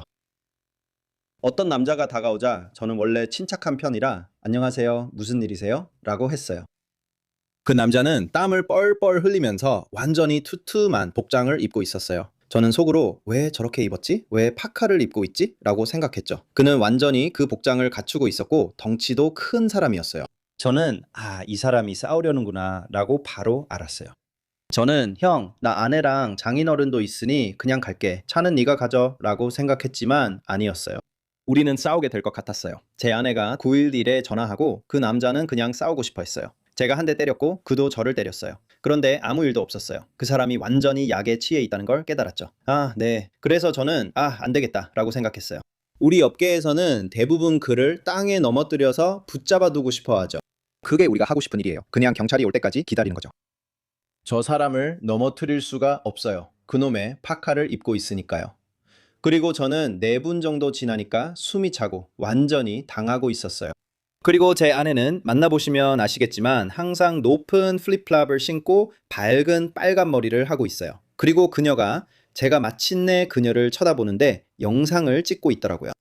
그래서 그녀를 보며 말했어요. 자기야, 도와줘야겠어. 그래서 그녀가 그냥 플립플랍을 벗어 던져요. 그리고 이제 그 남자가 제 뒤에 있어요. 그리고 모든 게 슬로우 모션처럼 느껴졌어요. 그리고 저는 그 남자를 밀쳐내고 있는데 공원이 너무 미끄러워요. 제가 그를 밀치고 있는데 그는 저를 밀치려고 다가오고 있어요. 그리고 제 아내가 내가 도와줄게 라고 하더니 그 남자의 등에 뛰어올랐어요. 아내와 그 남자의 무게가 합쳐져 우리는 그대로 바닥에 넘어졌어요. 저는 그냥 등을 대고 누워 있었어요. 그리고 저는 숨을 헐떡이고 있고 제 위에 그 남자가 올라타 있고 그의 머리가 바로 여기 있어요. 그리고 제 아내는 위쪽에 있는데 제 아내는 키가 작은 분이에요. 그래서 저는 그 남자를 밀쳐냈어요. 그리고 제 아내가 작은 다리로 그 남자를 감싸고 목을 조르고 있어요. 그리고 큰 소리로 자기야, 내가 도와줄게 라고 말하는 게 들려요. 그리고 저는 정말 한심하게 보였을 거예요. 그리고 경찰이 오고 저는 그냥 그렇게 있고 경찰이 저를 보고 제 아내를 보더니 왜 당신 아내가 저러고 있냐고 묻는 거예요. 저는 그냥 이 사람 좀 잡아주세요. 지금 저는 아무것도 할 수 없어요 라고 했어요. 정말 그게 제 인생에서 가장 굴욕적이었어요. 아내가 저를 지지해줬고 저는 놀랬어요. 모두 웃었고 아버지는 가만히 계셨어요. 여자한테 완전히 지켜줬던 거죠. 그래요. 저는 여자한테 구해줬어요. 내 아내 진짜 대단하네. 멋지네. 그래.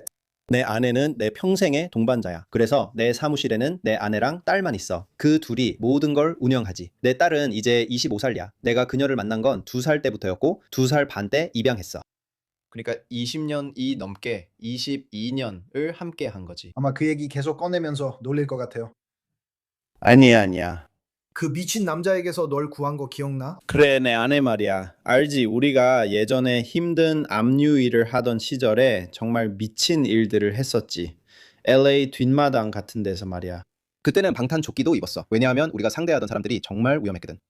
내가 생각하기에 그러니까 이렇게 오랜 세월이 지난 지금 너는 싸움도 잘하고 맞는 것도 잘 견디는 법을 알 것 같아. 나는 맞는 법을 잘 알아. 하지만 나는 말도 정말 잘해. 그게 중요한 거야. 내 손보다 말로 10번 중 9번은 상황을 풀 수 있어. 그게 가장 좋은 방법이지. 있잖아, 우리가 처음 시작할 때 대형 트럭 업계에서 1년이나 납부를 밀린 사람들과 상대했었어. 그 사람들은 신경도 안 썼어. 그리고 있잖아, 미안한데 그게 만약 그때 쇼가 있었다면 우리가 할 수 없었겠지만 우리는 실제로 대형 트럭을 찾아가서 에어라인을 빼고 에어 밸브를 뽑고 그러니까 그 사람을 깨우는 거지. 야, 친구야, 1년이나 지났어. 진짜 정신 차려.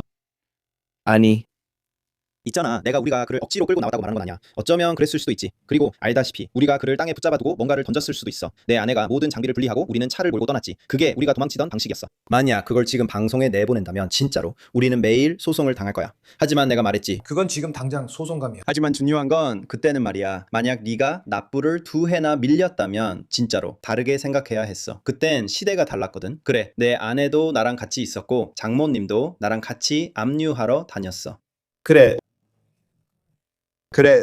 우리 가족은 일요일마다 재미로 척키치즈에 가곤 했어. 그런데 이 친구는 압류 차량을 찾으러 다니지. 그래서 내 모든. 그래서 이건 정말 멋진 이야기야. 잠깐만 들어봐.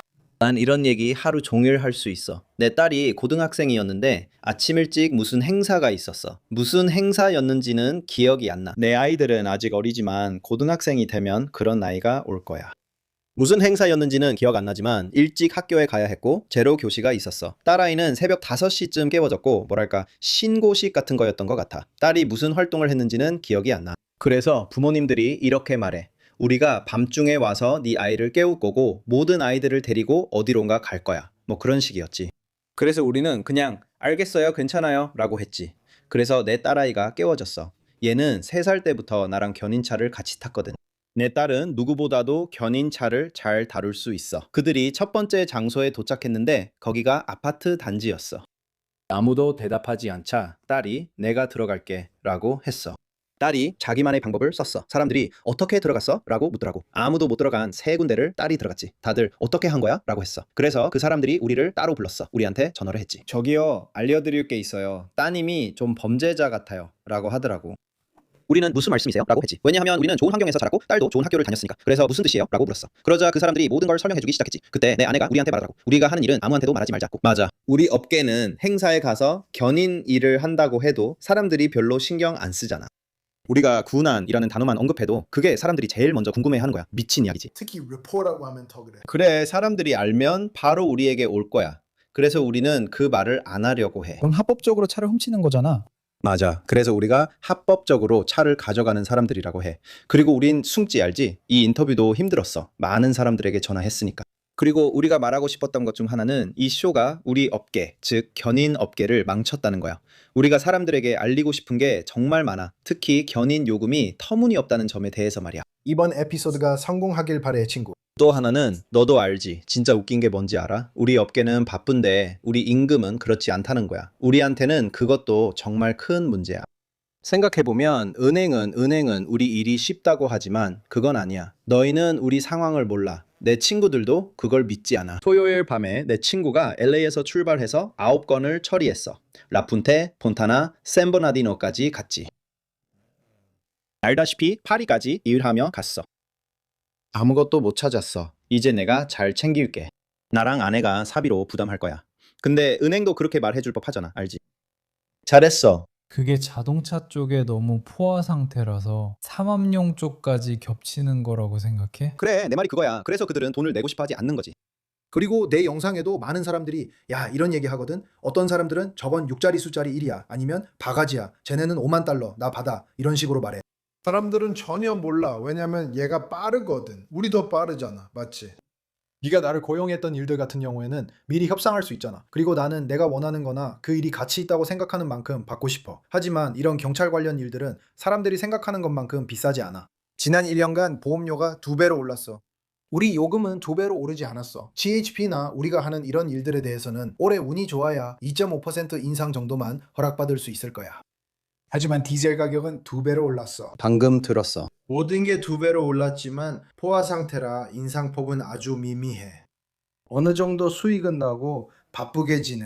여러 계약 덕분에 다른 분야에서도 일해. 24시간 열심히 일하지만 사람들이 생각하는 것과는 달라. 사람들은 저 롤러버 작업이 5만 달러짜리 일이겠네 라고 생각하지만 실제로는 그 금액의 일부도 안 돼. 아니야. 그리고 네가 연료 가격 얘기한 것도 있는데 우리가 그들에게 연료비에 대해 조치가 필요해요 라고 설명하는 거야. 나는 트럭을 타고 LA 왔고 전엔 아무 데서나 연료를 넣었지만 이제는 신경 쓰고 있다.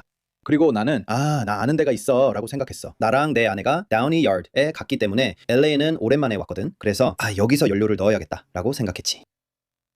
나는 여기 더 비싸졌네 라고 생각했다. 7달러, 8달러 정도였어. 7달러였어. 지금은 9달러야. 7달러 59센트. 조 메디컬 디젤용이야. 그래서 내가 디젤 연료를 사러 가면 안 되는 곳에 가는 거야. 무슨 말인지 알지? 그래서 나는 그냥 연료만 사러 가는 거야 라고 생각했지. 나는 100갤런 탱크를 항상 트럭에 넣어두는데 이번에도 넣으려다 시간이 늦고 귀찮아서 700달러 나 되는 걸 그냥 뒀어. 왜냐하면 연료가 더 쌀 때 넣으려고 했거든. 지금은 내 사촌 중 한 명이랑 같이 있는데 그 친구는 트럭에 100갤런을 싣고 기다리다 연료가 싼 샘스클럽이나 월마트에 가. 요즘은 아침 일찍도 간다. 그는 평소 기다리지 않지만 지금은 어쩔 수 없어. 오늘 내 친구가 리치 브라더스에서 견인차에 100갤런을 넣었어. 정말 말도 안 되는 일이야. 그리고 나도 알다시피 팜스프링스 근처 86번 도로에서 연료를 넣었어. 거기 좋은 곳이 하나 있어. 거기 두 군데가 있어. 하나는 86번 도로에 있는 카지노에 있고 항상 거의 75센트에서 85센트 정도 더 저렴해. 200갤런을 넣을 때는 그게 꽤 큰 차이가 되지. 그래, 그렇게 되면 차이가 커. 맞아. 그리고 우리 은행들은 절대 안 도와줘. 그냥 이게 세상 돌아가는 일 중 하나라고 생각하지. 그냥 그런 거야. 우리 청구서는 연료비를 따로 받지 않아. 다른 견인 회사들은 보통 연료비로 10% 추가 요금을 붙여. 우리는 요금을 올릴 수가 없어서 그냥 이렇게 하고 있는 거야. 아버지도 예전에 시도했을 때 회사가 연료비가 똑같이 올랐다고 했지만 그건 공평하지 않아. 이제 우리는 2배로 내고 있어. 그래서 연료비는 별도 청구하지 않고 저희가 떠안아야 해. 그래, 그래서 내가 너희한테 전화했을 때 힘들었던 이유가 그거야. 우리가 얘기했던 것 중 하나가 바로 그거였어. 실제로 가격을 알려줄 수 있을지 궁금했거든. 그건 내가 몰랐던 부분이야. 너희가 시간제로 하는 건지 아니면 다른 방식인지 궁금했어. 왜냐하면 내 은행들은 그걸 원하지 않거든. 그들은 모든 게 확실하게 정해지길 원해. 왜냐하면 그게 내려갈 거니까. 시간제로 하면 2배였을 거예요. 저는 정액제가 좋아요. 로테이터 한 대당 시간당 평균 $1,000로 계산하면 되니까요. 그게 뭐였죠? 출발부터 복귀까지 합치면 5시간짜리 일이었나요? 저희가 11시에 도착해서 오후 3시쯤, 3시 조금 넘어서 끝났으니까요. 네, LA로 돌아오는데 1시간 걸려서 이런 일들은 정액제가 정말 편해요. 네, 그게 우리한테는 좋아요. 왜냐하면 그 사람들이 돈을 더 주려고 하진 않을 테니까요. 포모나까지 가는 데만 1시간 15분이 걸렸어요. 아, 맞아요. 그게 바로 시간제로 하면 교통 체증 때문에 그냥 돈이 날아가는 거죠. 그래서 저희는 무게나 필요한 것에 따라 정액제로 하려고 해요. 많은 사람들이 저희 같은 일을 하지 않는 이유는 밤에 일반 차량 픽업으로도 같은 수입을 얻을 수 있기 때문입니다. 저는 일은 충분히 있어요. 그래서 직원은 밤에 보조와 일해요. 밤에 트럭을 출발하면 은행들이 비용을 절감하려고 대형 트럭이 들어갈 수 있어요. 견인 때문이죠. 그래도 여전히 토요타 캠리와 같은 금액을 지불해요. 하지만 그게 바로 우리 업계예요. 그들은 더 이상 추가로 지불하지 않아요. 아까 가장 미친 사건이 뭐냐고 물었는데 그 얘기 진짜 웃겼어요. 최근 인스타그램 게시물을 보고 궁금해졌어요. 여러분도 봤는지 모르겠는데 진짜인지는 모르겠지만 리포맨에 관한 거였어요. 그러니까 집주인이 차를 차고에 세워놔서 꺼낼 수가 없는 상태였어요. 그 사진에는 SUV가 차고에 평행하게 주차돼 있었어요. 아, 그리고 맞아요. 남부 어딘가였어요. 네, 어디였는지는 잘 모르겠어요. 네, 당신이 가지고 있는 거 알아요. 제 질문은 가장 어려운이란 말이 맞는지는 모르겠지만 누가 봐도 리포맨도 못 건드리겠다 싶은 걸 실제로 해낸 가장 까다로운 경우가 뭐였나요? 우리는 얼마 전에 LA에서 그런 일이 있었어요. 타이어가 하나도 없었죠. 그러니까 우리가 직접 휠이랑 타이어를 달아야 했어요. 이런 일은 흔해요. 사람들이 우리가 못 가져갈 거라고 생각해서 그런 식으로 물건을 두는 경우가 많아요. 뒷마당이나 좁은 공간 같은데요. 사람들은 우리의 능력을 잘 판단하지 못하죠. 우리의 능력을 말이에요. 알죠? 그런 일이 있었어요. 알렉스가 그때 여기 있었는지는 모르겠네요. 저는 헐크 트럭을 타고 갔고 건설 장비 2대에 약 4-5천 파운드가 있었는데 그중 하나가 롤러였어요. 그중 하나는 작은 버켓 트럭이었고 울타리 뒤 진입로에 작은 앞마당이 있어 평상 트럭으로는 꺼낼 수가 없었어요. 게다가 시동도 안 걸렸죠. 저는 회전식 견인차가 있어서 울타리 너머로 갔어요. 그리고 그걸 들어 올렸어요. 하나씩 들어 올려 도로로 옮긴 뒤 바로 우리 평상 트럭에 실었어요. 그게 다였어요. 결국 그 집이 그 프로젝트가 중단돼서 우리가 그걸 계속 갖고 있었던 것 같아요. 아무도 가져가지 않았거든요. 네, 그렇죠. 우리에겐 하나 있었어요. 저 사람들은 여기 있는 것들을 못 빼낼 거야 라고 생각했어요. 그래서 우리는 UCLA 위쪽 베버리 힐즈에 하나 있었어요. 그건 모터홈이었어요. 클래스 C 타입이요. 위에 튀어나온 부분 아시죠? 쉐보레 C4500이었어요. 이건 그냥 집이었지만 사람들은 지옥의 집이라 불렀어요. 이웃 모두가 그 집 얘기를 했고 뉴스에도 나온 것 같아요. 사람들이 큰 코너 부지에 무단 거주했거든요. 그리고 그걸 시작한 사람은 건장한 건설업자였어요. 마약에 취해서 모든 사람들을 데려왔죠. 그 사람이 그 모터홈을 들여오고 수영장도 팠어요. 그 수영장은 지금까지도 그러니까 그렇게 큰 수영장은 본 적이 없어요. 그래서 결국 그들은 쫓겨났어요. 그 사람은 떠났죠. 그 사람은 모터홈을 두고 떠났어요. 빼낼 방법이 없었고 길이 위에 있어 수영장을 가로질러 운전할 수도 없었기 때문입니다. 그리고 그들은 거기에 앉아 있었어요. 은행에서 서로 언쟁을 벌이고 있었죠. 이걸 어떻게 빼내지? 라고요. 알다시피 저당권이 있어서 모든 견인 회사를 불렀어요. 견인 회사들은 수영장을 모터홈 주위에 지었네요 라고 했죠. 결국 저당권 소유자를 알아냈고 연락이 왔어요. 그들이 당신한테 맡길 일이 하나 있어요. 이 사람들은 꼭 만나봐야 해요 라고 했어요. 그래서 제가 거기로 갔고 제 다른 친구 한 명도 데리고 갔어요. 그리고 데이빗한테 전화를 했죠. 야, 데이빗, 사람들이 이건 불가능하다고 하더라 라고 말했어요. 그랬더니 그가 나도 같이 갈게 라고 하더라고요. 그는 견인차 기사이고 대형 장비 운전자예요. 제가 오랫동안 본 사람들 중에서 최고의 실력을 가진 사람이에요. 그와 형제는 옛날 스타일 사람이에요. 저희가 그곳에 가보니 그 집은 모퉁이에 있고 도로가 바로 위로 올라가더라고요. 그리고 저희가 가서 보니까 벽돌 담장이 이렇게 세워져 있고 대문도 있어요. 벽돌 담장을 통과할 수 없고 수영장으로 갈 수도 없어요. 저희가 계속 살펴봤죠. 저희가 이렇게 말했어요. 제가 물었죠. 여기 벽돌 담장을 저쪽 끝까지 쭉 쌓으실 건가요? 그랬더니 네 라고 하더라고요. 그가 우리가 울타리를 파서 언덕 위로 옮길 수 있을 것 같아 라고 말했어요. 그래서 제가 이거 굴러갈 것 같은데 친구야 라고 했어요. 그는 아니 다른 방법이 없으니 크레인을 불러야 해 라고 했고 300톤 크레인 얘기였죠. 저는 알겠어요 라고 했어요. 우리는 토요일 아침에 하기로 하고 이웃들과도 얘기했어요. 그래서 정비사를 불렀고 슬라이드 아웃은 펼쳐져 있었고 잭도 내려가 있었어요. 우리가 다 올려놨을 때 슬라이드 아웃은 뺄 수 없었어요. 복구용 모터홈에서 슬라이드 아웃을 많이 다뤄봤는데 그 얘기는 나중에 할게요. 우리는 모터홈에서 모든 물건을 꺼내고 수동 윈치를 걸었어요. 저는 어떻게 윈치를 사용하는지 알고 있었거든요. 그게 너무 꽉 끼어 있었어요. 그래서 저는 이런 했죠. 그래서 저희는 제 견인차를 몰고 내려가기로 했어요. 그래서 저희는 제 견인차를 옆으로 윈치로 끌어냈어요.